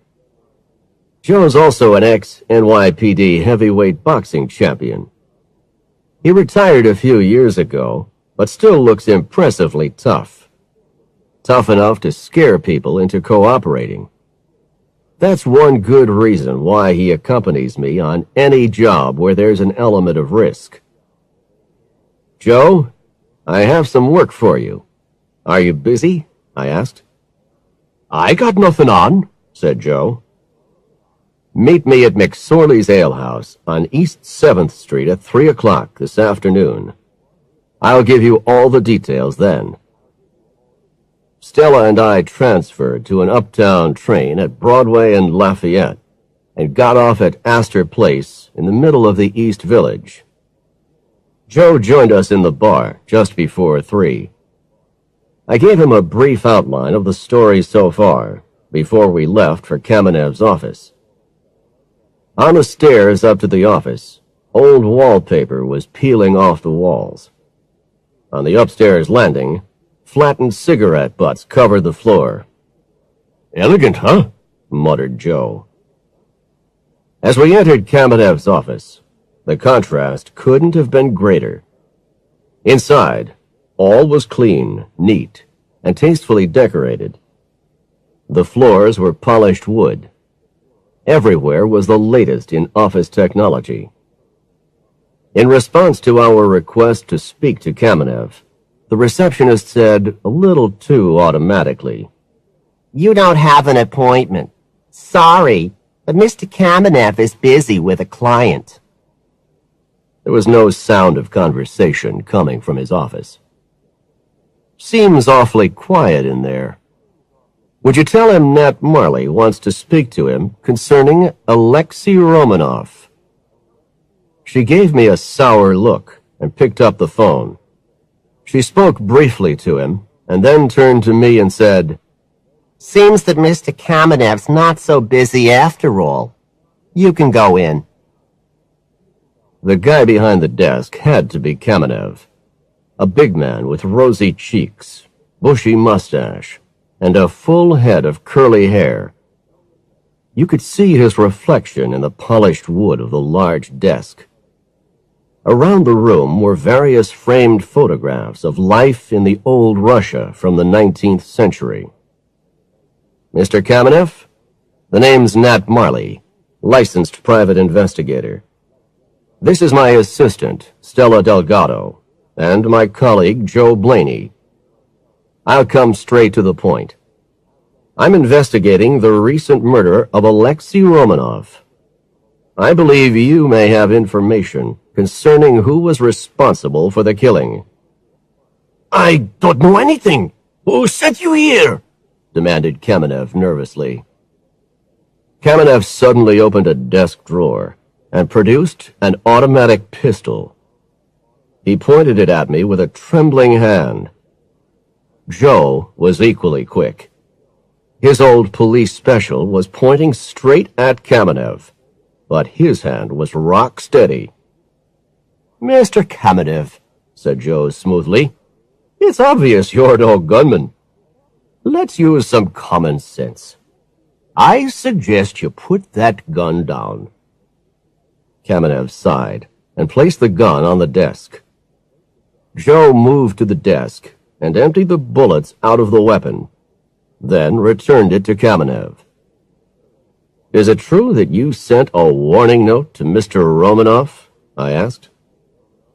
Kamenev eyed us suspiciously from behind his desk. "Before I say anything, I need to have a guarantee that you are genuine," he said. "By all means. I suggest you call Alexei Romanov's widow," I replied, and gave him the number. A conversation in rapid Russian followed. After a while, he put the phone down and looked at us. My apologies. You understand, I have to be cautious. I glanced around the room again. There were also photographs of the old Russian royal family. Nicholas, the last of the Tsars, with Tsarina Alexandra. You obviously love your country. You must be a patriot. Also, you must have been a friend of Alexei Romanov. Who were you trying to protect him from? Silence. After a long pause, Kamenev spoke. This is very difficult for me, Mr. Marley. It's really not wise to say anything more. If I were you, I'd stay away from all this. Kamenev looked uncomfortable. I wondered if he was too scared to talk, like the bartenders at the Odessa steps. I tried a different approach. Kamenev's business could be benefiting from the money coming in from the illegal immigrant operation. I had no proof, but it was worth a try. I want to speak to you about some poor Russian boys found dead on Jones Beach. I've heard a rumor that someone was laundering the money these boys paid to get into the country, money that needed to be integrated into the legal economy. I understand that's your line of business. Kamenev remained silent. Is money laundering part of your business? I insisted. Again, Kamenev didn't say anything. Let's get one thing straight, I said. I'm sure there's a whole lot of questions the IRS would love to ask about your accounts, but I'm not investigating your business. Let's get back to those poor young men who were washed up on Jones Beach. Whoever launders the money those boys paid to get into the country might as well have held a gun to their heads and pulled the trigger. Would it be you, by any chance? You see, they died because they'd been put in a boat that was falling apart. The boat split in two in the storm, and they drowned. In some way, you might share some responsibility for the deaths of 4 good Russian boys. I could see Kamenev's lips tightening. I knew what I said had found its target. I was appealing to his sense of honor. I hoped and prayed there was some honor left in him. 4 good Russian boys, I repeated. All they wanted was to enter the land of opportunity and make a success of their lives. And now they're dead. Their families back in Russia won't know what's happened to them. Maybe they saved up for years to give their sons this chance. But you won't be out of pocket. The money will still be coming in. Honest to God, stammered Kamenev, I don't ask questions. Their deaths couldn't be my fault. So, you were just the honest money launderer, huh? I asked. No questions asked and nothing on your conscience? Kamenev remained silent. Sweat started to form on his forehead. I have this feeling there's a connection between Romanov's death and those boys found drowned on Jones Beach. You follow what I'm saying? I went on. He nodded, but his expression was blank. I think you can help, I continued. Help us find the guys who sent those good Russians to their deaths. You're a patriot, and despite your line of business, I believe you're a man of honor. The most patriotic thing you could do is help us to find whoever is exploiting honest Russian people. We also want to find who really killed Alexei Romanov. That man did some fine work in the community, helping Russian folks to settle here. He remained silent. I nodded to Stella. Tell him, I said to her. Mr. Kamenev, Stella began, our interest in this case is also personal. My brother, Jose de la Cruz, has been wrongly accused of Alexei Romanov's murder. As far as the NYPD are concerned, he's guilty.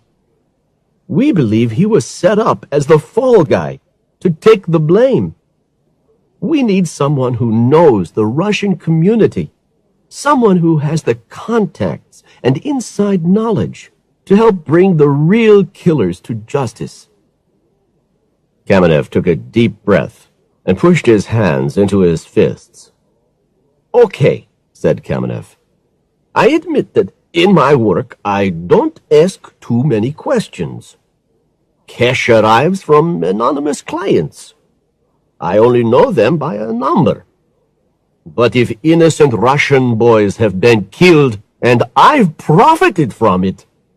I interrupted him. You still haven't told me why you sent the warning note to Romanov. Who's Mosolov?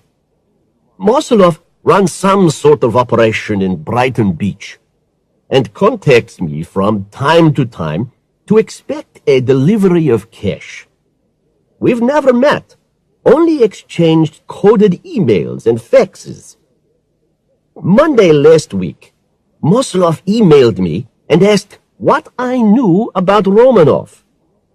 I asked why, and the reply was that Romanov had been asking inconvenient questions. I didn't want to get involved, so I just played it safe and denied any knowledge of Romanov, except what's known publicly. I suspected that Mosolov was dangerous, and so Romanov could be in danger. Thank you, Mr. Kamenev. Our problem is that we still have to prove who murdered Romanov, I said. Mr. Marley, I am a patriot, and I feel I owe a debt of honor towards my countrymen. How can I help? I'm going to set up a meeting with Alexei Romanov's widow, I said. I'd like you to be there. Expect a call from me tomorrow morning. Chapter 10. Witness. It was now just over a week since Alexei Romanov had been found murdered. People's memories tend to fade once events become part of the distant past. We needed to find witnesses while their memories were still fresh. Maybe the presence of Kamenev would help the bartenders at the Odessa steps to remember more about Wednesday night. I left Stella to do some phoning to set up a meeting with Kamenev and Mrs. Romanov. I suggested somewhere like a good restaurant in the Brighton Beach area, but I left the choice up to her. I had received another Coast Guard press release. Another body washed up on Jones Beach. The details were similar to those of the other victims. A male in his 20s. No form of identification on the body. No definite connection could be made with the previous fatalities on Jones Beach. But if there was a connection, just how many people had been on board that lifeboat when it left the ship for the Long Island shore? With the information about deaths of innocent Russian boys, I didn't anticipate too much difficulty in gaining the cooperation of the citizens of Brighton Beach. I had just finished reading the press release when the phone rang. I recognized the elegant English accent. Edie Tilden. Mr. Marley, I've seen a very suspicious incident on Fire Island. Had I been wise to encourage that eccentric old lady to play the investigator? Tell me all about it, I said. I spent yesterday beachcombing along the eastern tip of Fire Island, and I saw this man who didn't look like he really belonged on a beach, she said. What do you mean by didn't belong? He wasn't dressed properly. Too formal. He was wearing an overcoat over a gray suit. Shiny black shoes. He was looking out at the ocean through binoculars, but I don't think he was watching the wildlife. Could you describe him? I asked. Well, he was tall, 6 feet plus, with a big build. But, you see, Mr. Marley, I saw all this from a distance. As soon as I got closer, he left. Perhaps he was frightened by the sight of Edie Tilden. What she had witnessed could be relevant, or could have been entirely innocent. Fire Island is the next narrow strip of land off the Long Island mainland, to the east of Jones Beach. Anyway, I stored away the information, thanked her, and returned to our immediate concerns. Stella had made the necessary arrangements. A midday meeting at Café Paris in Brighton Beach. A table had been booked, and Kamenev was on his way to pick us up. It would be a pleasant change to travel to Brighton Beach by car instead of the subway. Things with Kamenev were now more relaxed, so we were able to get to know one another a little better. Viktor Kamenev's family, we learned, left Russia and settled in America many years ago. Like many in the Russian-American community, Russian was his first language, and he and his relatives had remained true to their cultural roots. The car was now leaving Manhattan, crossing the Brooklyn Bridge. Below, the wind was whipping up the waters of the East River into white-tipped waves. Above us, on the footbridge, people were walking into Manhattan, well wrapped up against the cold. Soon, we were cruising along Flatbush Avenue, with the skyscrapers of Manhattan fading into the distance. The conversation turned to recent events. "Mr. Marley," Kamenev started, "I've been thinking a lot about our conversation yesterday. I'll ask whatever questions you want me to. I can put pressure on people and ask for favors. There are people around Brighton Beach who owe me money. The prospect of negotiating a debt should encourage someone to talk." The car was now rolling through the suburbs of Brooklyn. The rest of the journey passed sociably. On arriving at the Café Paris, we met Mrs. Romanoff, who was waiting in the reception area. We were taken over to our table, where I made the introductions. "Mrs. Romanoff, you've already met Stella, and this is Mr. Viktor Kamenev. Mr. Kamenev is as anxious as you are to get justice for your husband. Mr. Kamenev sent the warning note to your late husband." Not surprisingly, Mrs. Romanoff looked extremely tense. After ordering, Mrs. Romanoff questioned Kamenev. A long conversation in Russian. To begin with, Mrs. Romanoff's voice was sharp. I held my breath and crossed my fingers, but soon she sounded much friendlier. I breathed out. Then they shook hands warmly. Mrs. Romanoff addressed everybody. "I'm sorry about that. I needed to be absolutely sure about Mr. Kamenev. Now I feel I can trust him. This is a very difficult time for me. It's little more than a week since poor Alexei was so cruelly murdered. I want to thank you all very sincerely for coming here. Mr. Marley, I know you said your interest in this case was personal. Naturally, mine is too. I know you must have other work you should be doing, and this investigation must be a considerable expense." "Well, not really, ma'am," I began. "Mr. Marley, you're a very poor liar. I'm hiring you to find my husband's murderer, whatever the cost." I could certainly use the money. I hadn't done any other work since I'd heard the news about Jose, and there was still the office rent taxes, and salaries to pay. Thank you, ma'am. I accept. Stella will draw up a contract. After a discussion over lunch, there seemed to be two clear avenues of investigation. One was the Odessa Steppes. Having a member of the Russian community with us could help to make some progress there. The other avenue was Alexei Romanov's computer files, particularly those concerning the Immigrant Welfare Society. Computer skills were Stella's specialty, so she left with Mrs. Romanov to examine the computer, while I paid a visit to the bar with Kamenev.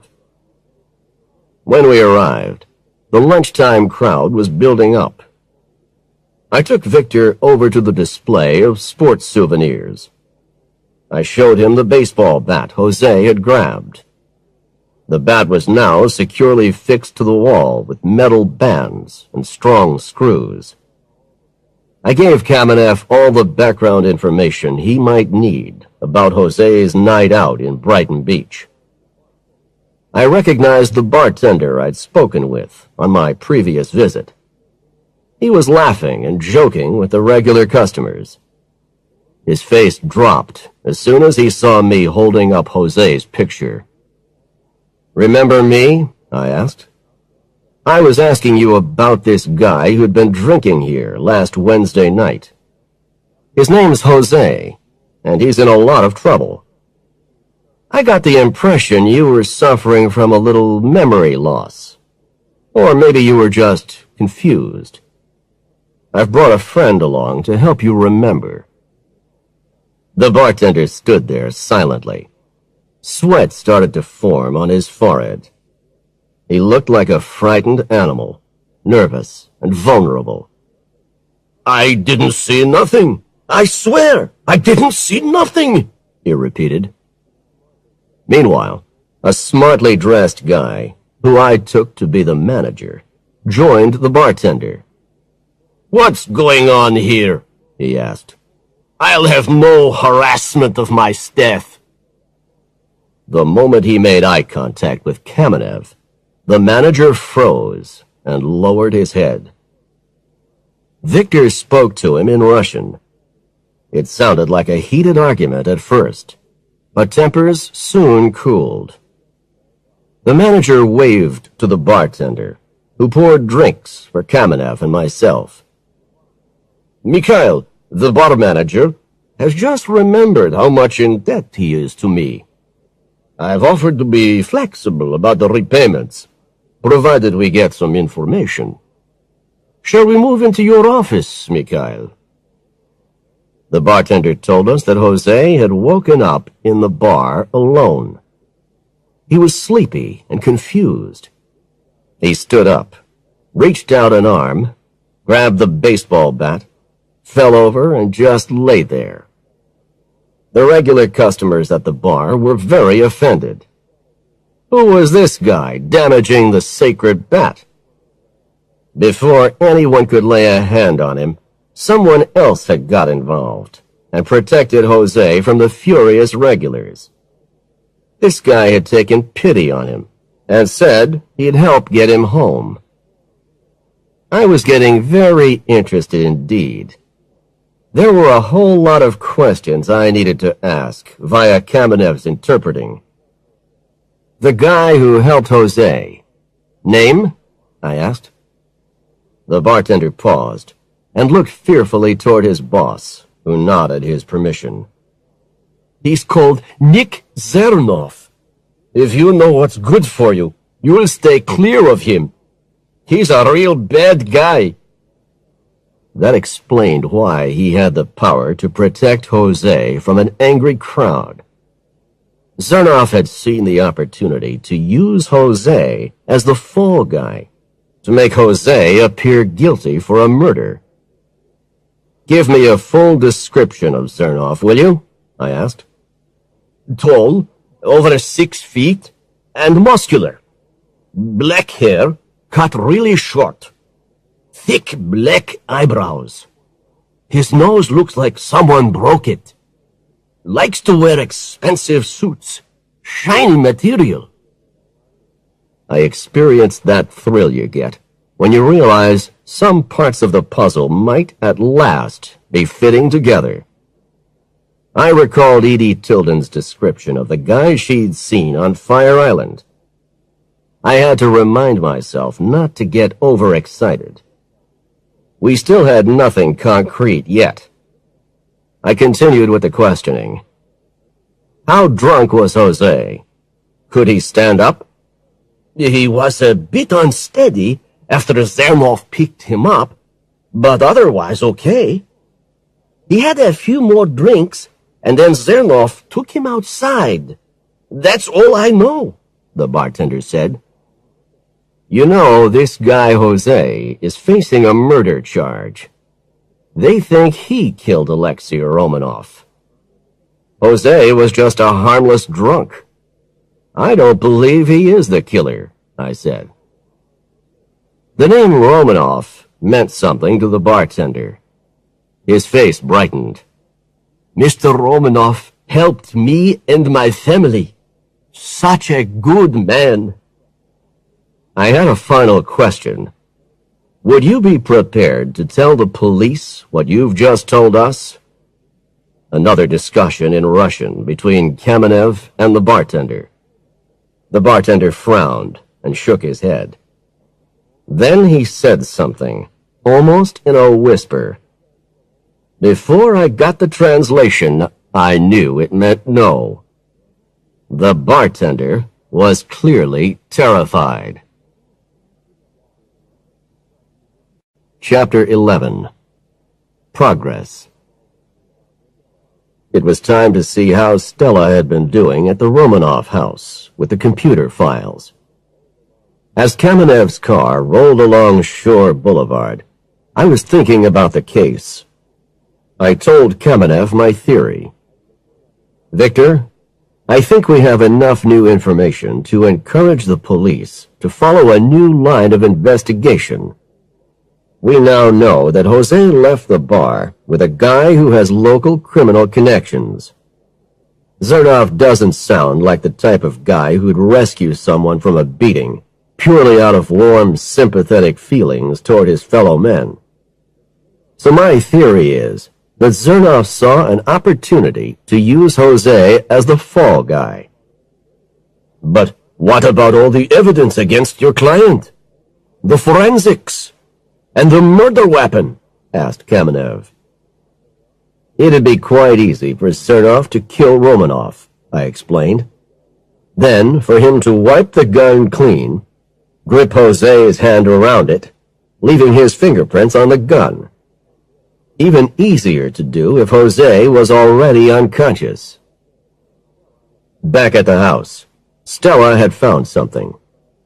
A file protected by a password. Whatever she tried, family names or place names, she couldn't open the file. I glanced around the room.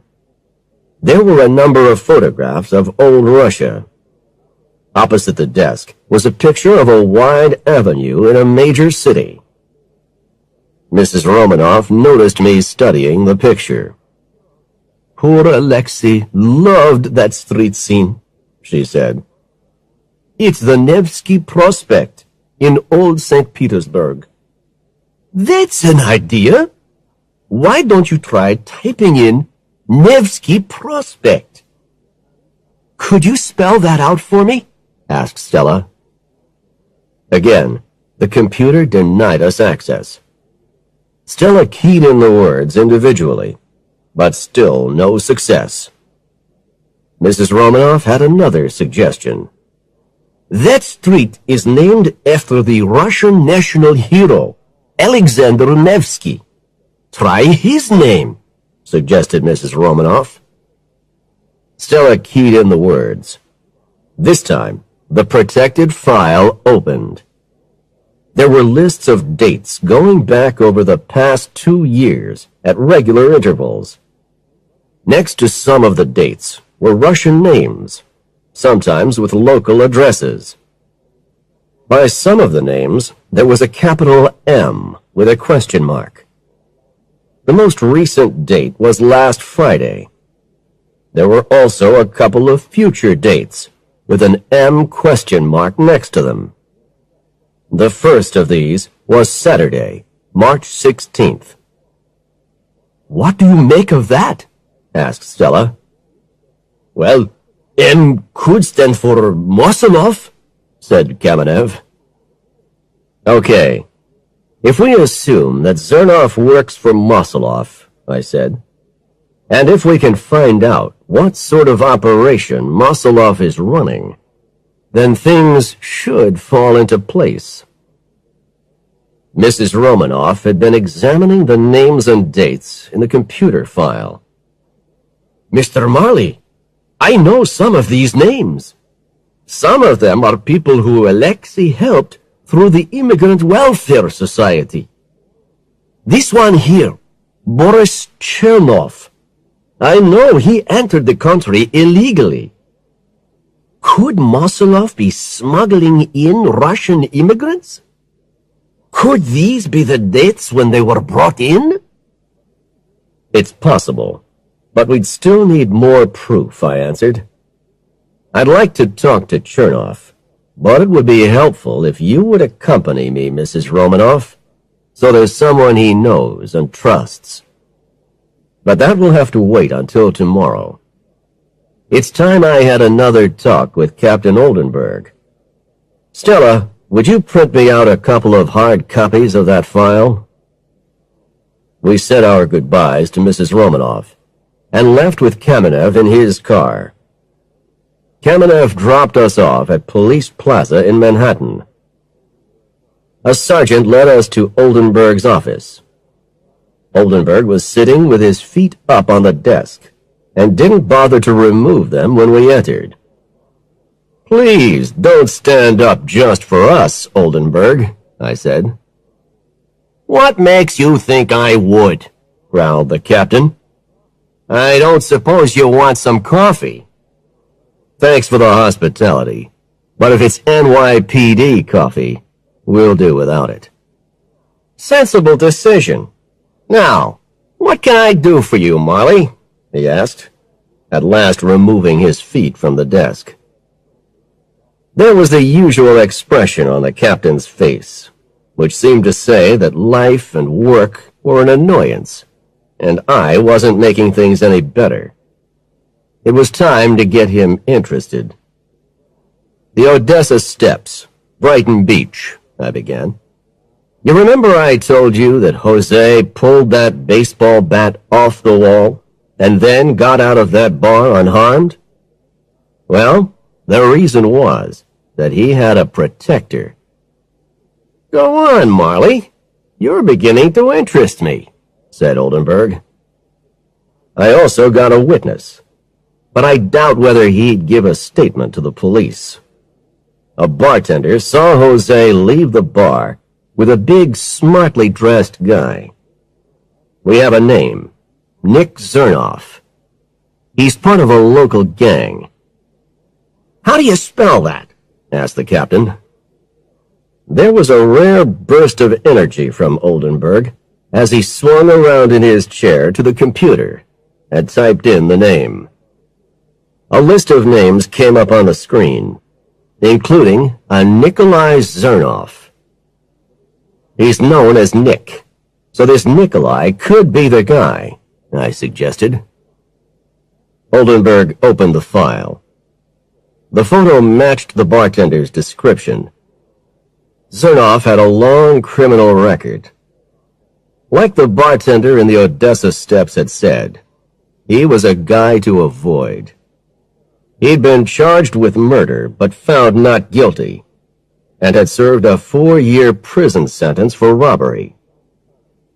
"Oldenburg, I'm positive that's the guy who killed Romanoff," I said. "Would you print me out a couple of copies of the picture?" "So, if he is, where's your proof?" demanded Oldenburg. "I don't have anything to charge him with." "Well, let's provide you with more new evidence," I continued. "You already know about the warning note which Mrs. Romanoff found in her husband's jacket. I found the guy who wrote it, a Viktor Kamenev, who owns Kamenev Finance. He has a lot of contacts in the Russian community. He discovered that Romanov had been doing some personal investigation into what could be an illegal immigrant smuggling operation. But his questions had really bothered someone by the name of Masalov. Kamenev knew Masalov was angry, so he sent the warning note to Romanov. "Okay, let's check to see if there's anything on this Masalov," said Oldenburg. He typed in the name, but the screen remained blank. He paused and thought for a moment. "If I'm going to charge Zernov, I need solid evidence.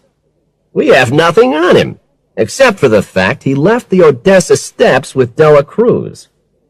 It'll be easier to find evidence against Zernov if he's under the impression that Dela Cruz is charged with murder. You see where this is leading, Marley?"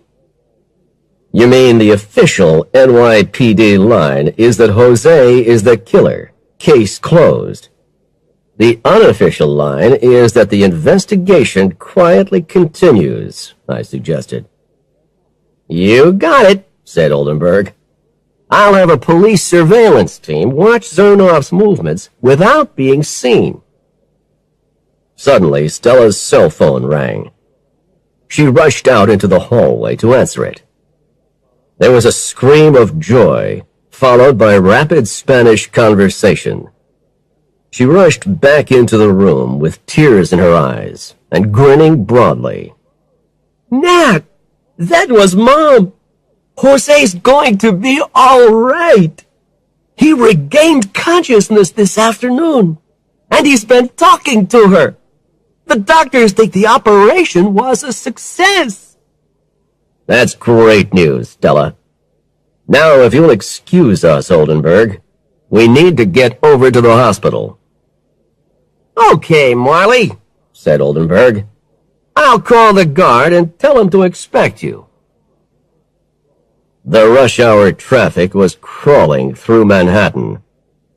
To avoid the chaos on the streets, we took the subway uptown from City Hall to 103rd Street.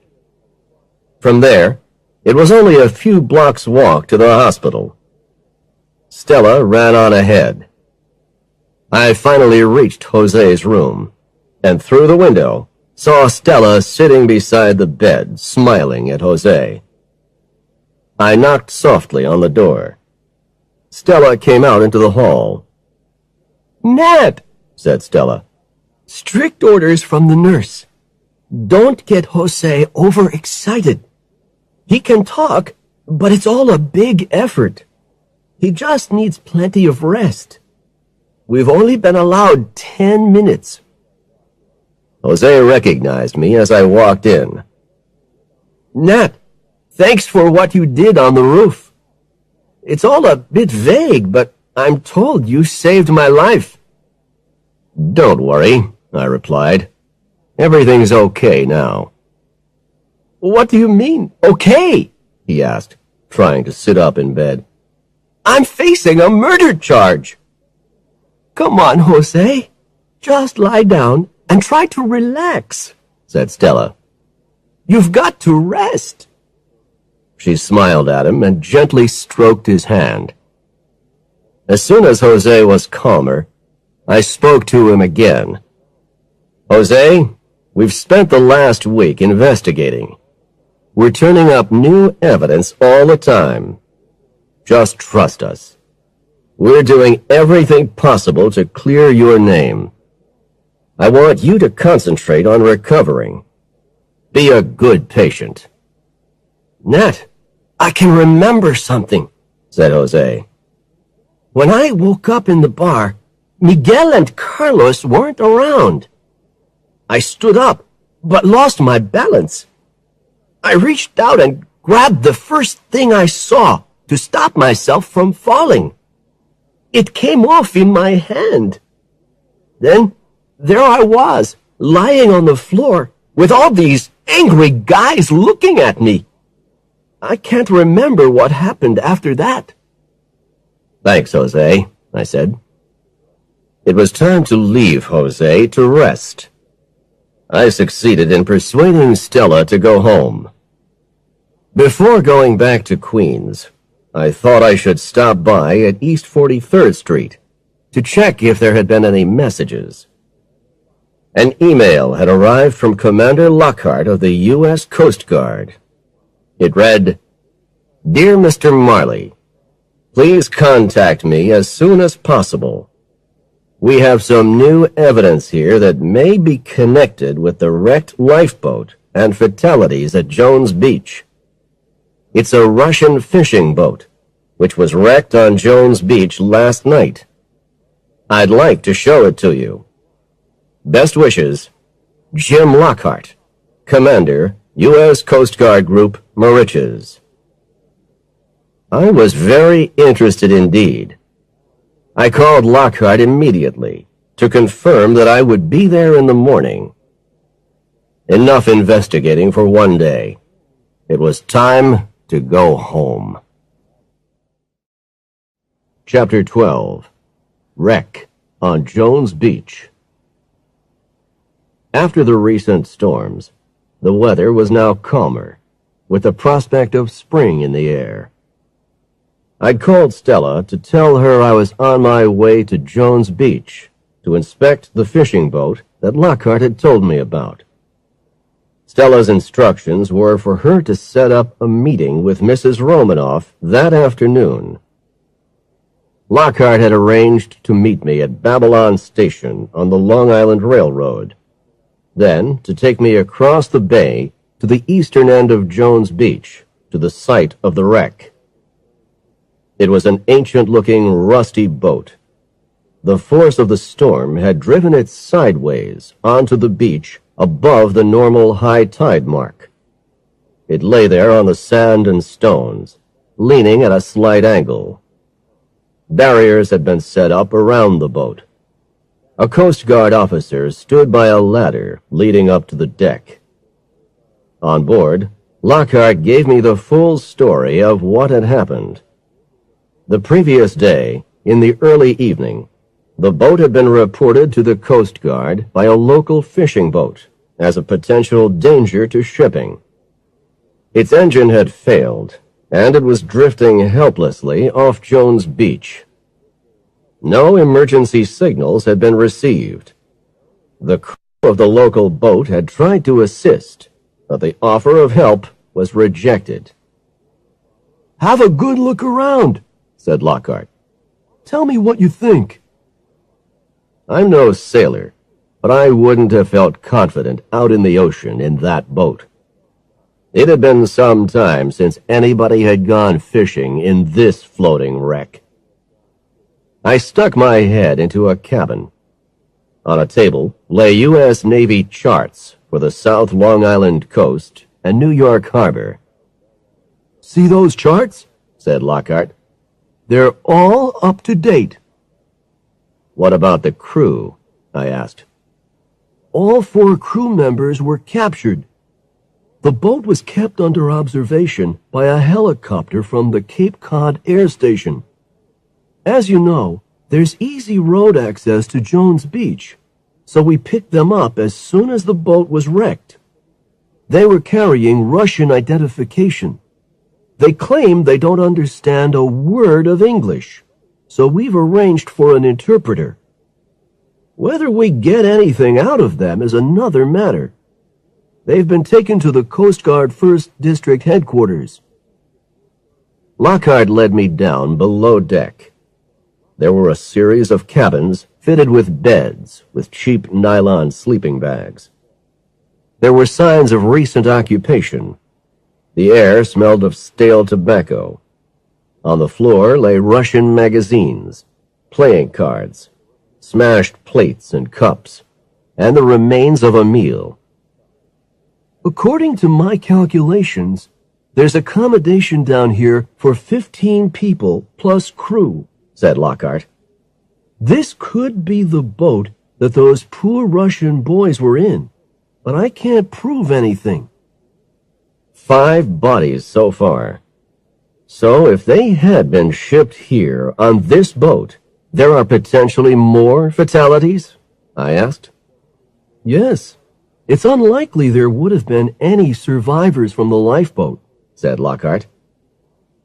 I accompanied Lockhart up to the bridge.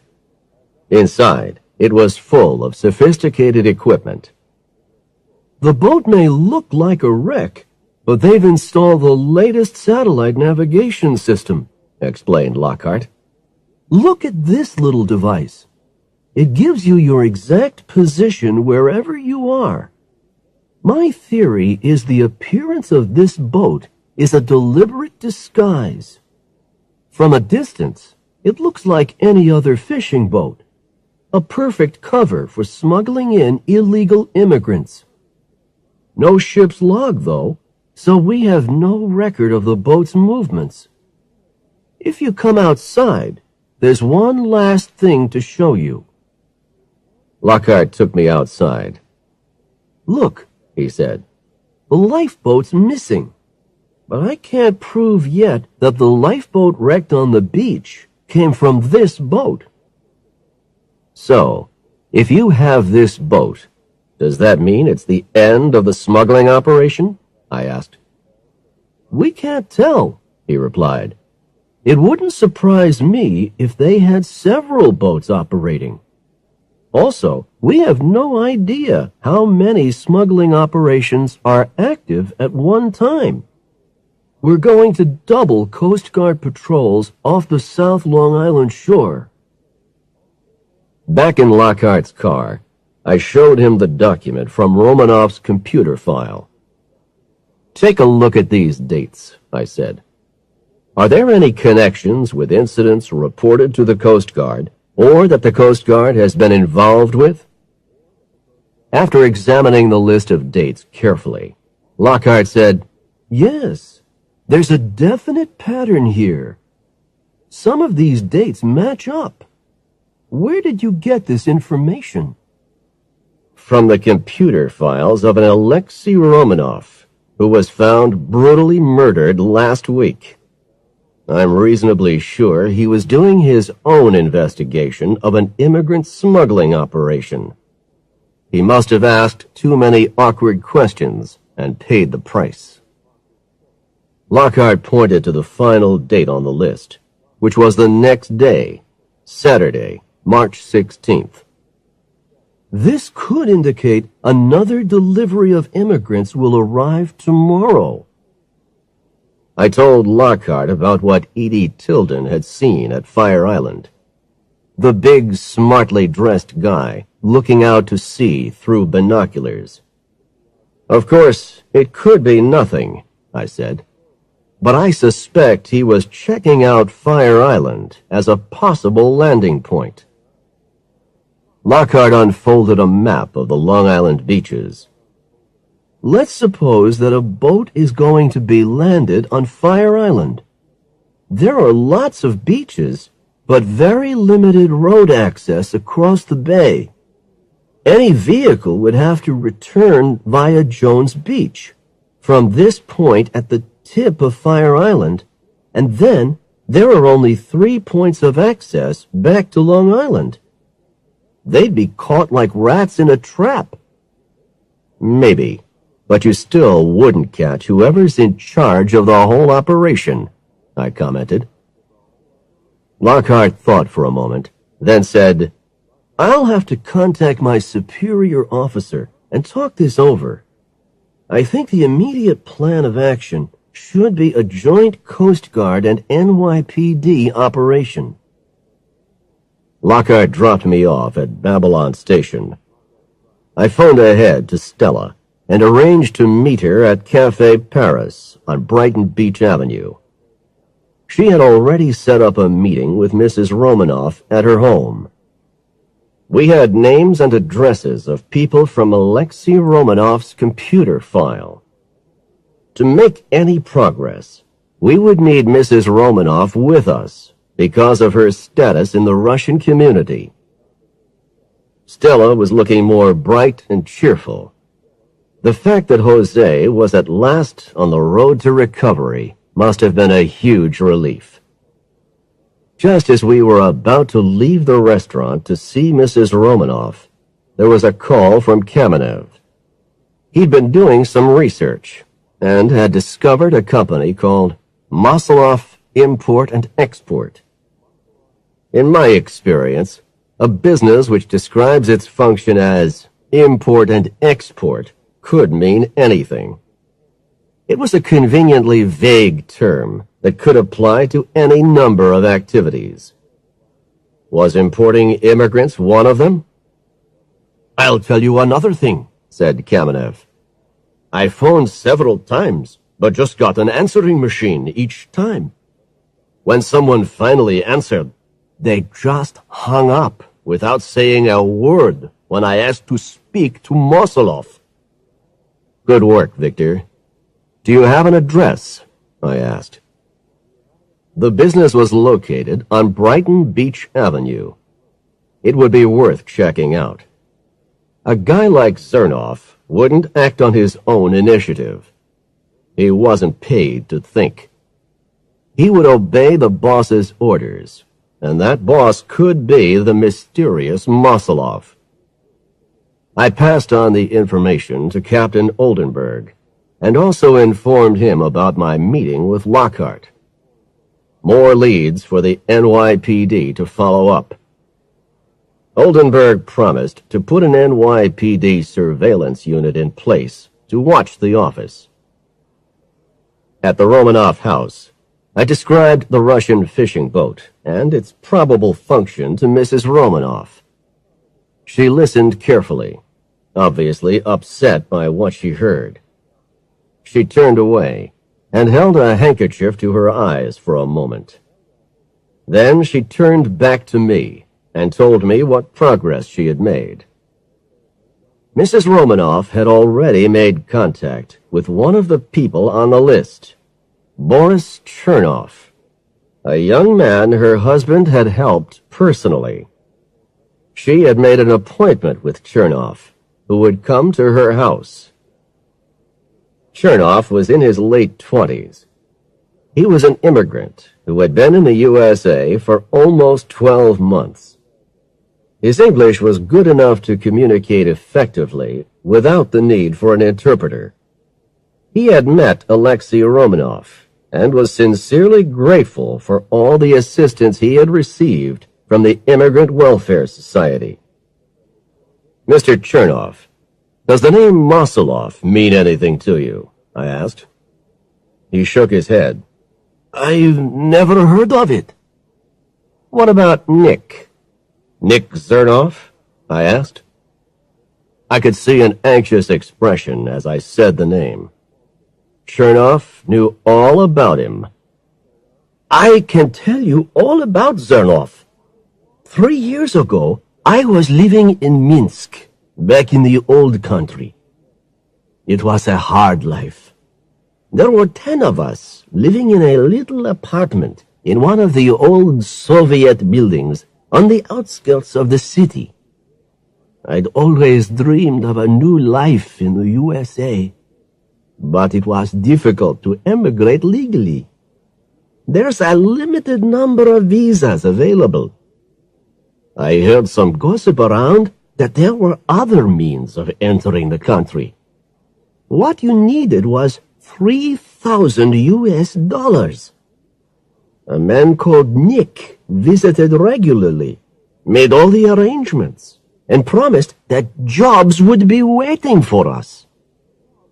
Chernoff continued with more details of the operation. Provided you had the money, no questions were asked. I finally met him, exactly as I had imagined. Well-dressed, successful. He told me stories about the USA, the land of opportunity, where any man could realize his ambition, as long as you had the dollars. I worked every hour I could. I borrowed, and I'm ashamed to say, I stole. I didn't care how I got that cash. There was no question of flying us in. We were taken to the Baltic coast, near St. Petersburg, to an isolated fishing port. I couldn't believe the boat they put us in. The conditions were awful. Disgusting food, cold, damp cabins, even rats. There must have been 20 of us on board. Crossing the Atlantic, one of the guys became seriously sick. He had terrible stomach pains. We begged the captain to radio for help, but he refused. The guy died after 4 days. They wrapped him up in an old sheet, tied a lump of concrete to his feet, and dropped him overboard. I don't imagine his family ever got a refund from Nick. The Atlantic crossing took about 10 days. Most of the time it was stormy. We were exhausted and seasick. Finally, we were all put into a small lifeboat in the middle of the night and dropped off on a deserted beach. Nick was waiting there with a truck. We were ordered to get in and lie on the floor and were taken to an empty factory building. I remember there was some sort of railroad track on the floor. We waited there, and eventually we were taken in small groups to various addresses in the Brighton Beach and Coney Island area. Once we'd arrived, we learned the true reality of our situation. We were in the USA without entry visas and had none of the standard documentation. In effect, we were non-persons and totally in Nick's power. If I was discovered by the authorities, I could be sent straight back to Belarus. He could exploit us any way he liked. We were given really miserable jobs in kitchens or workshops, working 12 hours a day or more for very little money, and me with a good education. My life was being dominated by him. I escaped, but found myself living on the streets. I was confused and didn't know how I would cope. Then I contacted the Immigrant Welfare Society. Mr. Romanoff was very kind to me and gave me money for food and rent. Such a good man. He was helping me with my application for a green card, so I could become a legal resident. I was so shocked when I heard that he'd been murdered. Who could have done such a thing? Chernoff had come to the end of his story. I took out Zernoff's photograph, which we had received from Oldenburg. This picture was taken some time ago. Does this guy look anything like Nick? I asked. Boris examined the picture closely and handed it back. He's put on weight and lost some hair, but that's him. Chapter 13. A Message from Mosolov. It was almost 6 o'clock by the time we got back to East 43rd Street. The light on the answering machine was flashing. Stella pressed the playback button. A brief but threatening anonymous message. If you know what's good for your health, keep out of our business. Someone was trying to warn us off and was prepared to use violence. But I wasn't intending to lose any sleep over it. We had done enough for one day, and I told Stella to go home. I stayed on at the office for a while, sorting through some old case papers and filing them away. The phone rang. I grabbed it and said, "Marley speaking." but there was just silence. Exactly the same thing happened twice again at 15-minute intervals. Whoever was at the other end wasn't talkative.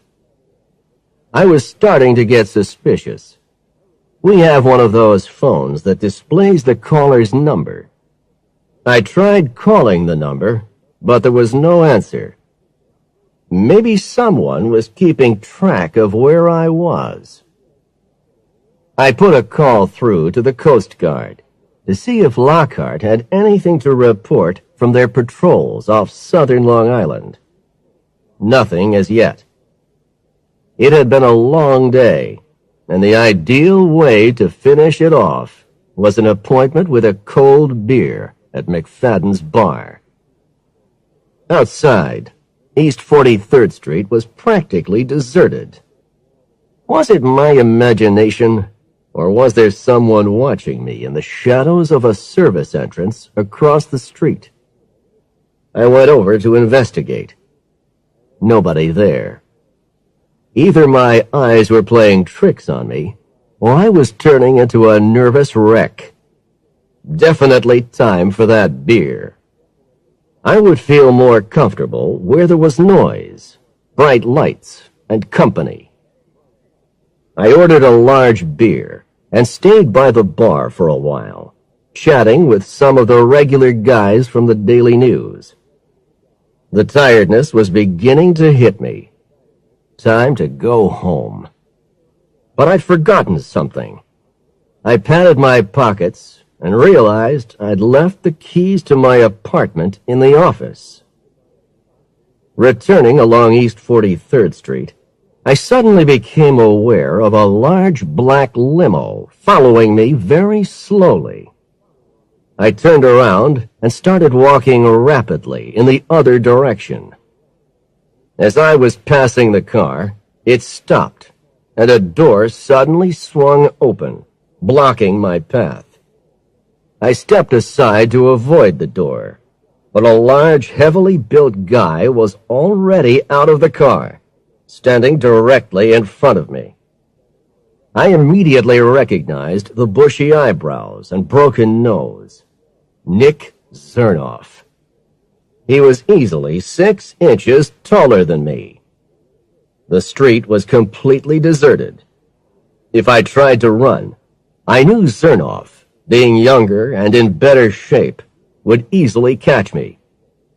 The only sensible thing to do was to talk. "Good evening. Lost your way or something?" I asked. Zernoff's response was to lift me up effortlessly by my coat. His forehead was now level with my nose. That's what I call a serious invasion of personal space. I didn't like the idea of my nose being broken either.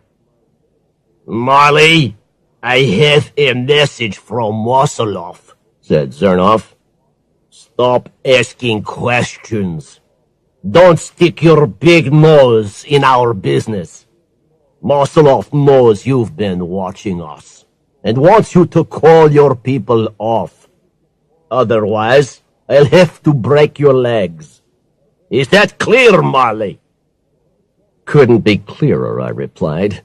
"Message received and understood." Zernoff got back inside the car, which sped off towards Park Avenue. I learned 2 things from the meeting. First, that Zernoff was definitely working for Mosoloff. Second, Mosoloff thought I had been watching them. They hadn't connected the surveillance operation with the NYPD. This was a possible advantage. If they didn't think that the police were involved, they might still go ahead with another immigrant smuggling operation. I'd have to contact Oldenburg to tell him to make the police operation less obvious. Then they'd assume they'd scared me off. I went back to the office and called Captain Oldenburg. Fortunately, he was still at his desk. I explained what had just happened. "Do you have anything new on Zernoff?" I asked. "We have some good photos. Oldenburg said. Zernov was twice seen entering the Masalov Import-Export office on Brighton Beach Avenue, but we haven't had a sighting of the boss of the organization. Zernov's been seen with 2 men and a woman on a couple of occasions. I'll email some pictures through to you. One more call before I could go home, this time to Joe Blaney. Joe, I've had a serious threat made against me. I need protection. You'll need to be armed. And another thing, will you rent a car? Anything that's powerful but looks anonymous. Could you start this evening? Sure, boss. I'm not doing anything else at the moment, Joe replied. Okay then. Pack a suitcase and come to my apartment at 9 p.m., I said. On the subway home, I immediately fell fast asleep, but knew, as always, I'd wake up just before the train arrived at Main Street, Queens. It's a technique I've developed over long years of commuting. On Main Street, I bought a bottle of chilled white wine at the local liquor store and got myself a Korean takeout meal. It was my intention, finally, to have the quiet evening I'd promised myself. When Joe arrived, I knew I would sleep more soundly. It's reassuring to have an ex-NYPD heavyweight boxing champion sharing the apartment. Since I left the NYPD, I've never carried a gun. Normally, my philosophy is that if a job involves using a gun, it's a job not worth taking. That's on account of the potential health risks. I knew if Joe had to use a gun, he'd be more accurate than I could ever hope to be. There would be no weekend break. I wanted to bring this case to a close. Chapter 14. Memories. Saturday morning, the weather forecast promised clear, mild weather over the weekend. Perfect conditions for landing immigrants along the Long Island shore. Joe and I got an early start and had arrived at East 43rd Street by 8 a.m. The light on the answering machine was flashing. A message from Mrs. Romanoff asking me to call her urgently. Mrs. Romanoff? Marley here. I'm so glad you've called. I've had some dreadful news, said Mrs. Romanoff. You remember the bartender at the Odessa steps who witnessed Zernov leaving with De La Cruz? He's been badly beaten up. And not only him. The manager of the bar was also attacked. I'm terribly sorry to hear that. This is probably Zernov's work. He's making sure they stay silent, I said. Well, he has succeeded. They're absolutely terrified. I heard about this through contacts at the Immigrant Welfare Society. It was a brutal attack. That man Zernov must not get away with it. I was just thinking about contacting Oldenburg and Lockhart when the phone rang. It was Stella, calling from Metropolitan Hospital. Nat, thank God I've caught you. I've been trying your apartment. It's Jose. His memory's returning, and he wants to speak to you. Can you get over to the hospital now? I'm on my way, I replied. Jose was looking much brighter. His head was heavily bandaged, but he was sitting up in bed. Nat, it's all coming back, said Jose. What happened on that night out? I can remember things now. Places, people, faces. Piece by piece, Jose put the story together. Everything matched what I already knew, until he reached the point where he had made a grab for the baseball bat. Okay, now, Jose, take it slowly from this point, I said. Tell me everything you saw or heard.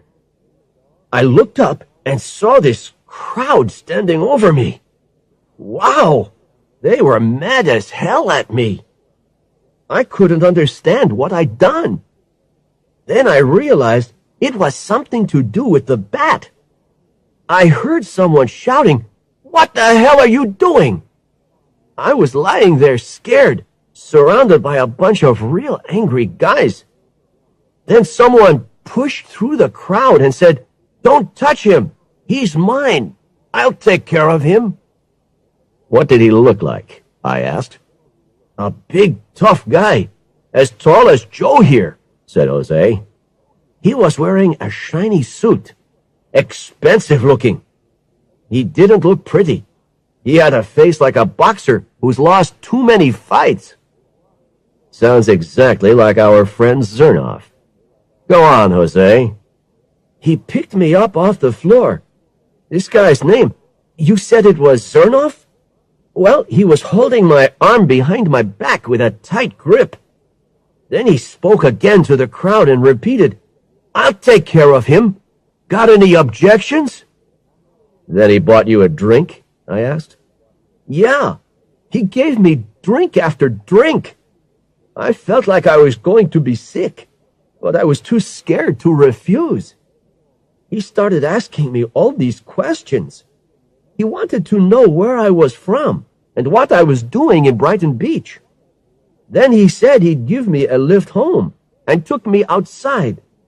I tried to escape, but he was too quick for me. My arm was pushed up so far behind my back that I thought it'd break. He took me down a side street, pushed me up against a wall, and said, 'You're coming with me.' He grabbed me by the neck until I couldn't breathe. And that's the point, Nat, where everything goes blank. The next thing I knew, I was here in a hospital bed." Thanks, Jose. You'll need to make a full statement to the police. You feel well enough to do that? "No problem," replied Jose. "But I want to get out of here. It's been nearly 2 weeks. It's not going to be long now, I said. But you have to stay here under police guard, so Zernoff and company think they've gotten away with it. Just hang on. The police are going to spread some misinformation. So whatever you hear on the news or read in the papers, ignore it. It'll just encourage Zernoff and Mosolov to remain under the impression that the police think you're guilty." Back at East 43rd Street, there was a message from Captain Oldenburg. A joint meeting between the NYPD and the Coast Guard had been arranged for 2 o'clock at police headquarters. Oldenburg had invited me to attend. I put a call through to him. "What do you want, Marley?" growled the captain. "You sound full of the joys of spring, Oldenburg," I said. "Couple of things you could do for me. First, send an officer to Metropolitan Hospital to take a full statement from Dela Cruz.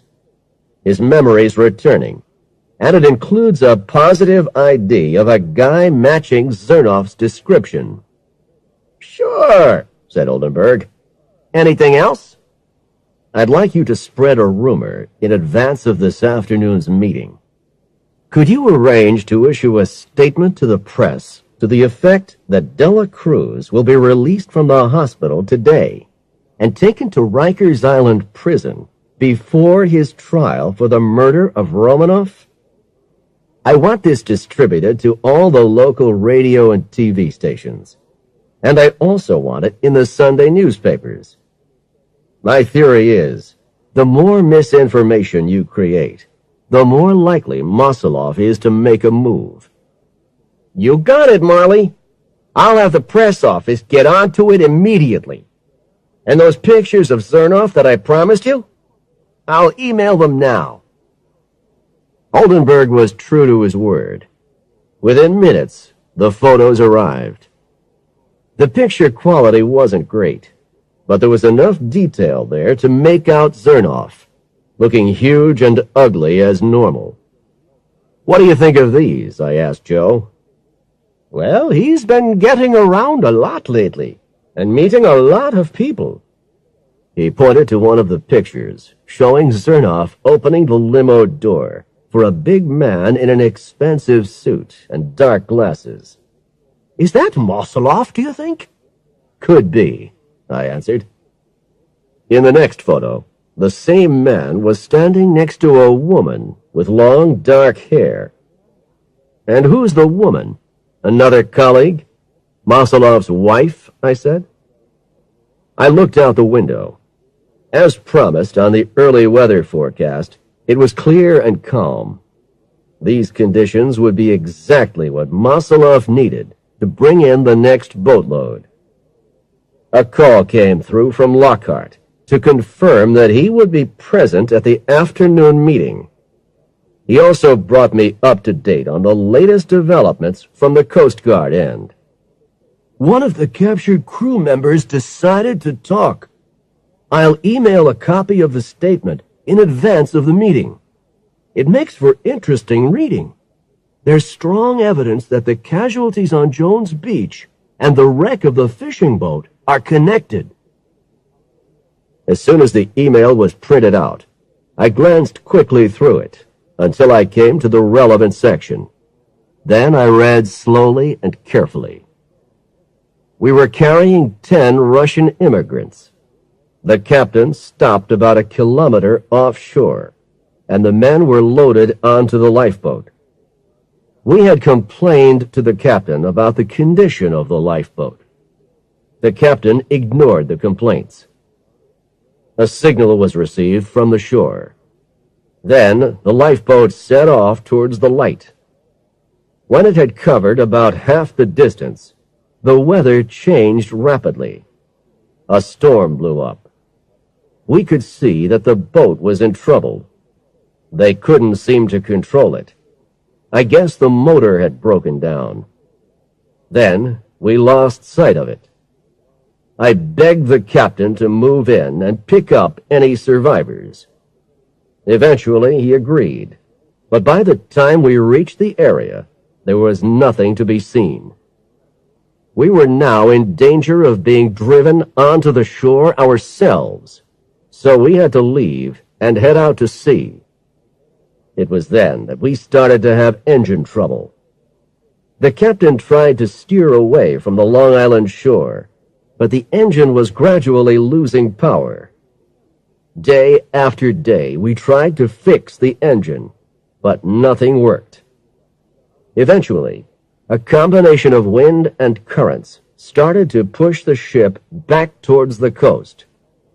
When the next storm blew up, the motor finally failed completely. We were helpless.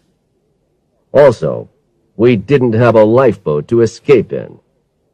Our boat was finally wrecked on Jones Beach, and the crew members were arrested by the Coast Guard. I continued reading through to the end. No mention of any names of the people who could be behind the operation. If there was no connection here to Zernoff and Mosoloff, maybe they would still go ahead with an attempt to land illegal immigrants. Chapter 15.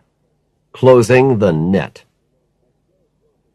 As Joe drove me downtown on 2nd Avenue to police headquarters, I turned on the car radio and checked the local radio stations to see if I could find any news. I caught a bulletin on WNYC. Oldenburg's press office had achieved everything I could have hoped for. Jose was named as having been arrested and charged with the murder of Alexei Romanov. Perfect. The publicity would, hopefully, deceive Zernoff and Mosoloff. As long as they were acting under a false sense of security, they might proceed with bringing in the next shipment of immigrants. At police headquarters, Oldenburg and Lockhart were reviewing the case. After a while, I spoke up. Let's assume that Romanov was murdered on Mosoloff's orders because he knew too much about their operation. At least some of the dates we found on Romanoff's computer are the same dates when the smuggling operations took place. We have a future date on that list. Now, assuming the shipment will be landed on Fire Island, then it should be a simple surveillance operation to follow any vehicle to its destination. That's where we should strike. I doubt whether Mosolov is going to run the risk of hanging around exposed beaches. All seems logical enough to me, said Lockhart. Now we already know that Mosolov Import and Export is located on Brighton Beach Avenue. I don't believe the immigrants will be taken there. It'd be too obvious. I know from Boris Chernov's statements that the immigrants were taken to some sort of factory building in the Coney Island area. I would suggest that any vehicle they use to move the people is followed at a very safe distance, maybe by NYPD helicopter. Then have police units standing by in the Coney Island and Brighton Beach area. Oldenburg and Lockhart then proceeded to organize the combined NYPD Coast Guard operation. The plan was to have a Coast Guard patrol boat out at sea, observing any movements there.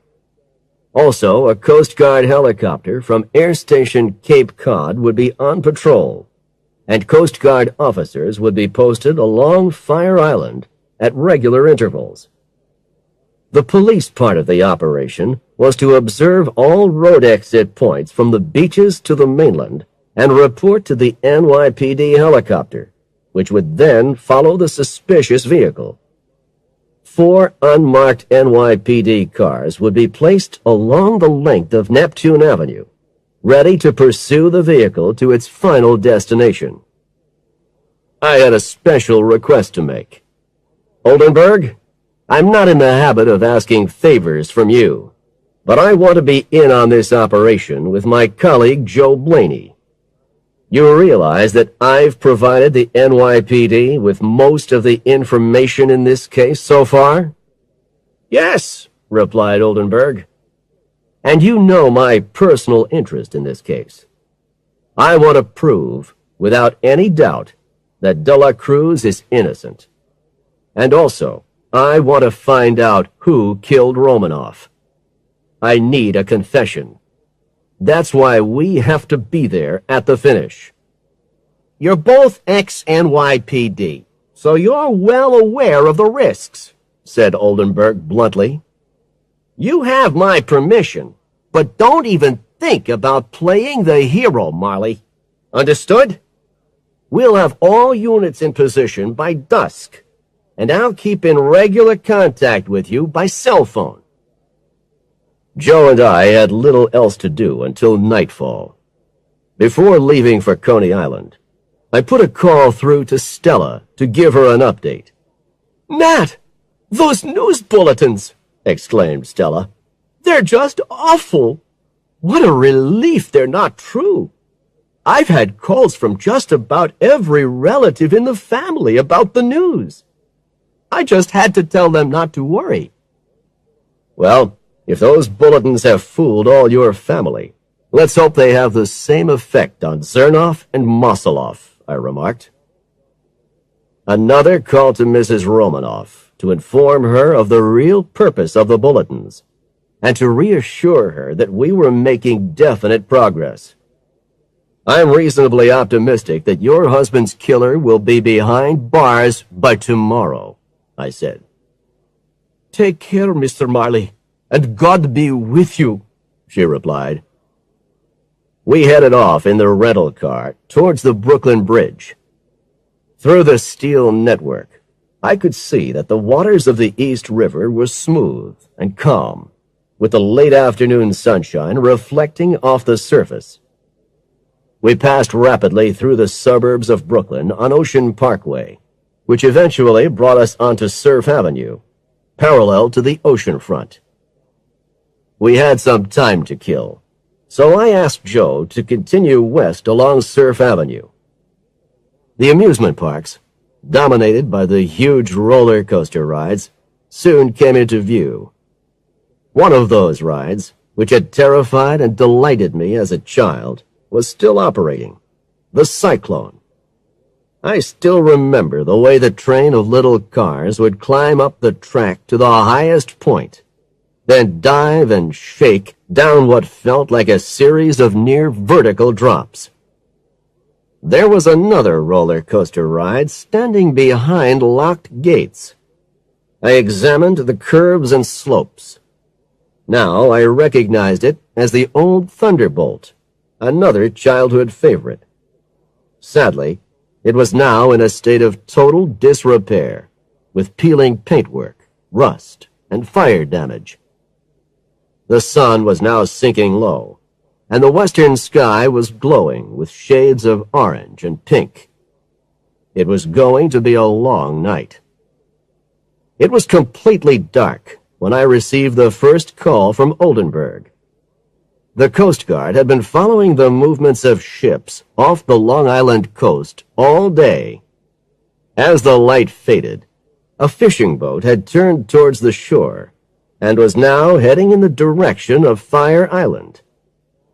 "It looks like it's all happening, Joe," I said. "Time to get in position." Chapter 16.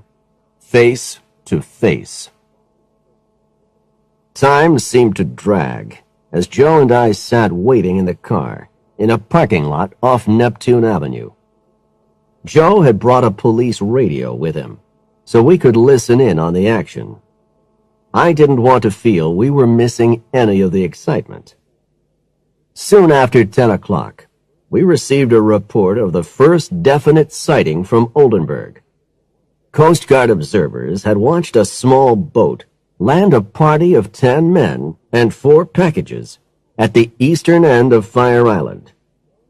A white Ford truck had arrived, driven by a tall, heavily built guy who matched Zernoff's description.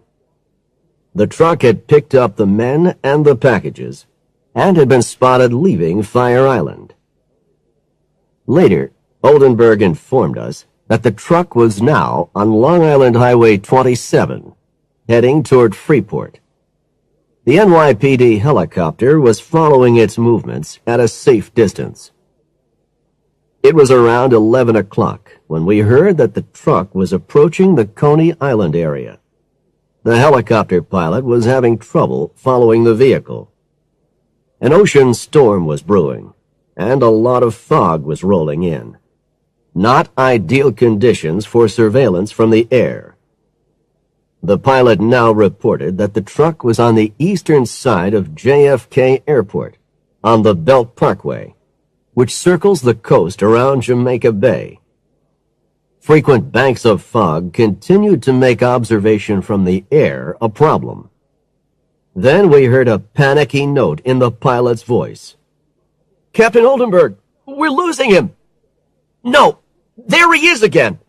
This is getting difficult. There's more fog ahead." "Lost him." "No, we've got him again." "Captain, we may not be able to keep the suspect under surveillance. The truck's heading east on the Belt Parkway now. I suggest you move all units now to the Belt Parkway exits for Coney Island." Finally, we heard the pilot admit defeat. "Captain Oldenburg, we've lost him." There was radio silence for a time. Then, a sighting of the truck leaving the Belt Parkway at exit 7 and heading towards Ocean Parkway. A call from Oldenburg. "Marley, the truck's in Coney Island, on Ocean Parkway. I have 1 unit already following, and I'm ordering all units in. I'll keep you posted." We continued listening in on the police radio. At first, everything went smoothly, until the intersection at Brighton Beach Parkway. An officer was speaking to Oldenburg. "Captain, we have the suspect in sight. We're about 50 yards behind. Red light, coming to a stop." "Hey, he's run right through the red light." "Try and follow," ordered Oldenburg. Suddenly, over the radio, We heard the scream of tires, followed by 2 impacts of steel against steel. Then, silence. "Captain Oldenburg," said the officer. "we just ran into the side of a cab, and our other car is buried in the back of our car. Nobody hurt, just shaken up. Sorry, but both cars are out of action." Where's the third car? Shouted Oldenburg. Get after the suspect! "Sorry, Captain. The traffic's now at a standstill at the intersection. Nothing's moving. The third car can't get through. We've lost him." Hell! Swore Oldenburg. A moment later, Oldenburg called me on the cell phone. "Marley, I hate to admit this, but you've lost the suspect," I finished for him. "We know, Oldenburg. We've been listening in on the police radio. Joe and I are going to cruise around the neighborhood, just in case we spot something. I suggest you do the same." I asked Joe to head towards Surf Avenue. Soon, we were passing by the amusement parks, with the ghostly shapes of the big wheels and roller coasters appearing out of the fog. As we made our way along the avenue, I started thinking about the surveillance photographs of Zernoff. Suddenly, every piece in the puzzle joined together to give me a complete picture. That photograph of Zernoff outside a set of gates. I thought back to our tour of the sights of Coney Island. The old Thunderbolt roller coaster.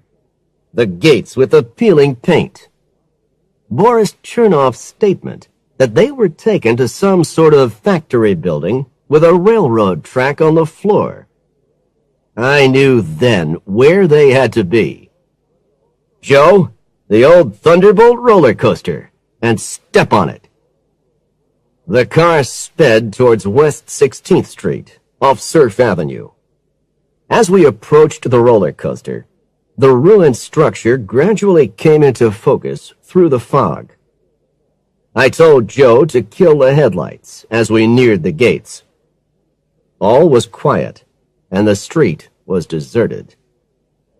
Signs reading, "Dangerous structure, no admittance," were attached to the fence surrounding the old ride. The gates were at least 10 feet high, but with Joe's help, I climbed over. On the other side, there was a lock and key with a thick steel chain. I tried the key in the lock. It turned without any effort. This entrance was obviously used regularly.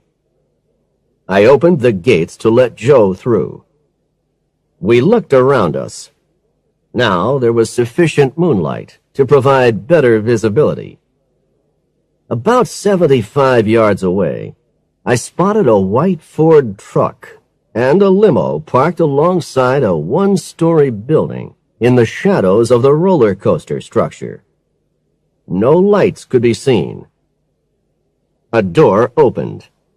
A sudden flash of light from the interior of the building. Then, darkness. "Get down," I whispered to Joe. We dived for cover behind an ancient roller coaster car. I looked over the edge and watched. It was Zernoff. He started to walk in the direction of the gates, shining a flashlight from side to side. We kept our heads low as the ray of light was directed towards us. Then he went back inside. My mouth was dry, and my heart was beating like a drum. "Joe, we need backup. Zernoff's in there, and presumably Mosoloff. There could be more of the gang inside." I called Oldenburg and gave him our location. "When you arrive, I want you to park so your car's blocking the gate, okay? Same for the other police car. Then we'll have the exit sealed. But hurry!"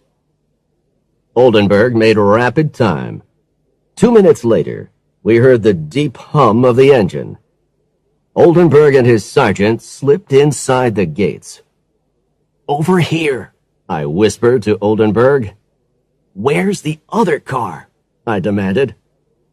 Oldenburg spoke urgently into his cell phone. His officers had gone to the wrong roller coaster.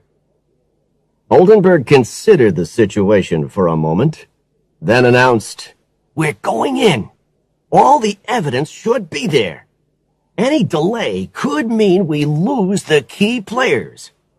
You with me, Marley?" "All the way, Oldenburg." We hurried over to the door of the building. From inside, we could hear conversation in Russian and laughter. Although there were only the four of us, we had the element of surprise. Oldenburg, the sergeant, and Joe had their weapons ready. Oldenburg nodded to his sergeant, who kicked the door wide open. We rushed inside. The sergeant shouted, Police! Don't move! Hands in the air! For a second, the scene before us seemed to be frozen in time. The building was lit by oil lamps. 10 young men were sitting on benches around a table, drinking coffee and eating sandwiches. Zernov, who was sitting at another table, stared at us in disbelief. The big man from the photographs was there, sitting next to Zernov. The woman with long dark hair was standing behind them. On the floor was the railroad track, which Chernov had mentioned. In a corner lay an old roller coaster car on its side. The place must have been the repair workshop. The woman didn't seem to be alarmed at all. Zernov looked towards her with a confused expression, as if expecting instructions. Then she turned towards Zernov and screamed, Don't just stand there! Do something! He suddenly got up and reached for his gun. But before he could aim it, 2 shots rang out. He spun around with the impact of the bullets. Then he crashed to the floor, firing his gun wildly. A bullet passed through one of the oil lamps, smashing the glass. A cloud of gun smoke hung in the air. The place now seemed unnaturally quiet. For a second, everyone stood motionless. Then we rushed forward. There were 2 bullet holes in Zernov's chest. Blood was dripping from his mouth, and he was gasping for breath. He didn't look as if he had long to live. Meanwhile, the woman had thrown herself to the ground and had landed in a pool of rust-colored, oily water. As she raised herself, her face and hair were dripping with the orange-black liquid. I looked at the guy still sitting at the table. "Are you Mosolov?" He stared at me, almost paralyzed with fear. I'm just the driver, he stammered. Don't shoot me! The woman was now wiping the oil from her face. She looked down at her feet, not making eye contact with anybody. Then, a slight movement from Zernov. With a painful effort, he slowly pointed a bloody finger towards the woman. Then, the gasping stopped. His eyes opened wide in a lifeless stare. We looked at the woman in astonishment. Was she Mosolov? She remained standing there, looking down at the floor. The woman's handbag was lying on the table. I quickly found a driver's license. Katerina Mosolov. I showed the document to Oldenburg. "Let me introduce you to Mosolov," I said. Well, would you believe it? Exclaimed Oldenburg. Everybody's attention was focused on Mosolov. But suddenly, there was the sound of rapid footsteps. Hey, where's the driver? Asked the sergeant urgently. From outside, we heard the sound of a motor. Then tires, spinning and screaming, as the limo raced to the gates. He won't get far, remarked Oldenburg. Then came the crash of breaking wood and bending metal. Footsteps running down the street. A shout. "Police! Stop right there!" The other police car had finally arrived. "They've got him," said Oldenburg. "From the sound of the crash, that's another NYPD car out of action. Still, cars are replaceable. Good officers aren't." I had one last favor to ask Oldenburg. Before you charge Mosoloff, I want a word with her. Just trust me, okay? She looked at me blankly. Oily liquid was still dripping from her hair. "I don't enjoy being threatened," I said to her coldly. "The last time I met your man Zernoff, he promised to break my legs if I didn't behave. Now look at him. The NYPD already has enough evidence against you to put you away for a very long time. The only choice you have is to cooperate. Unless you'd like my muscle man Joe to help persuade you." I must have sounded convincing. I knew it was an empty threat, but she believed me. She looked around in alarm. Joe grinned unpleasantly at her to back up the message.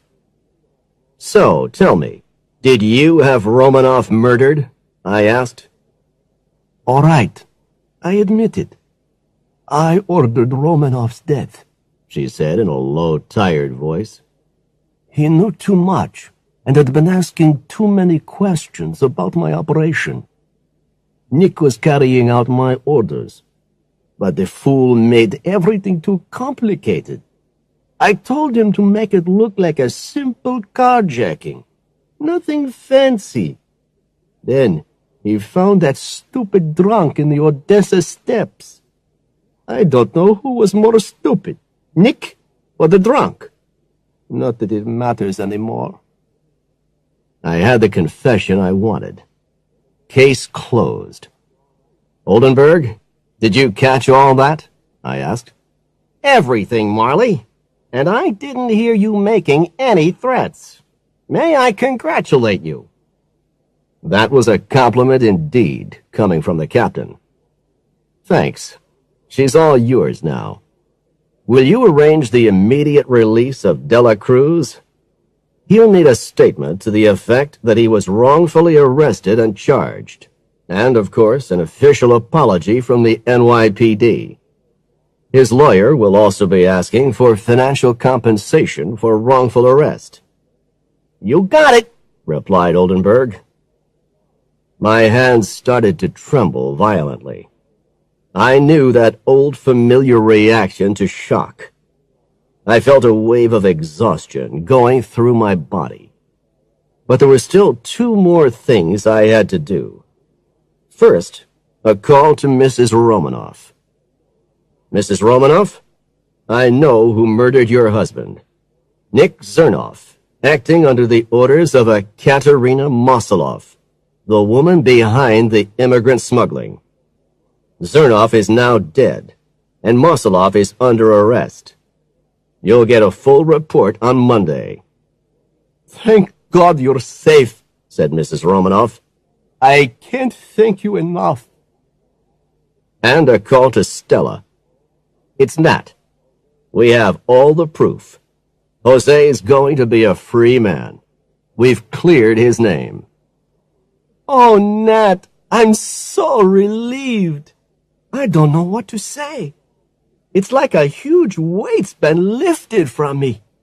I'll have to phone around to all the family right now. You do that, Stella. I'll see you on Monday. I took one last look around the repair shop. The glow of the oil lamps. Zernoff lifeless on the floor, dead eyes staring into empty space. Mosoloff now in handcuffs, with an expression of complete disbelief.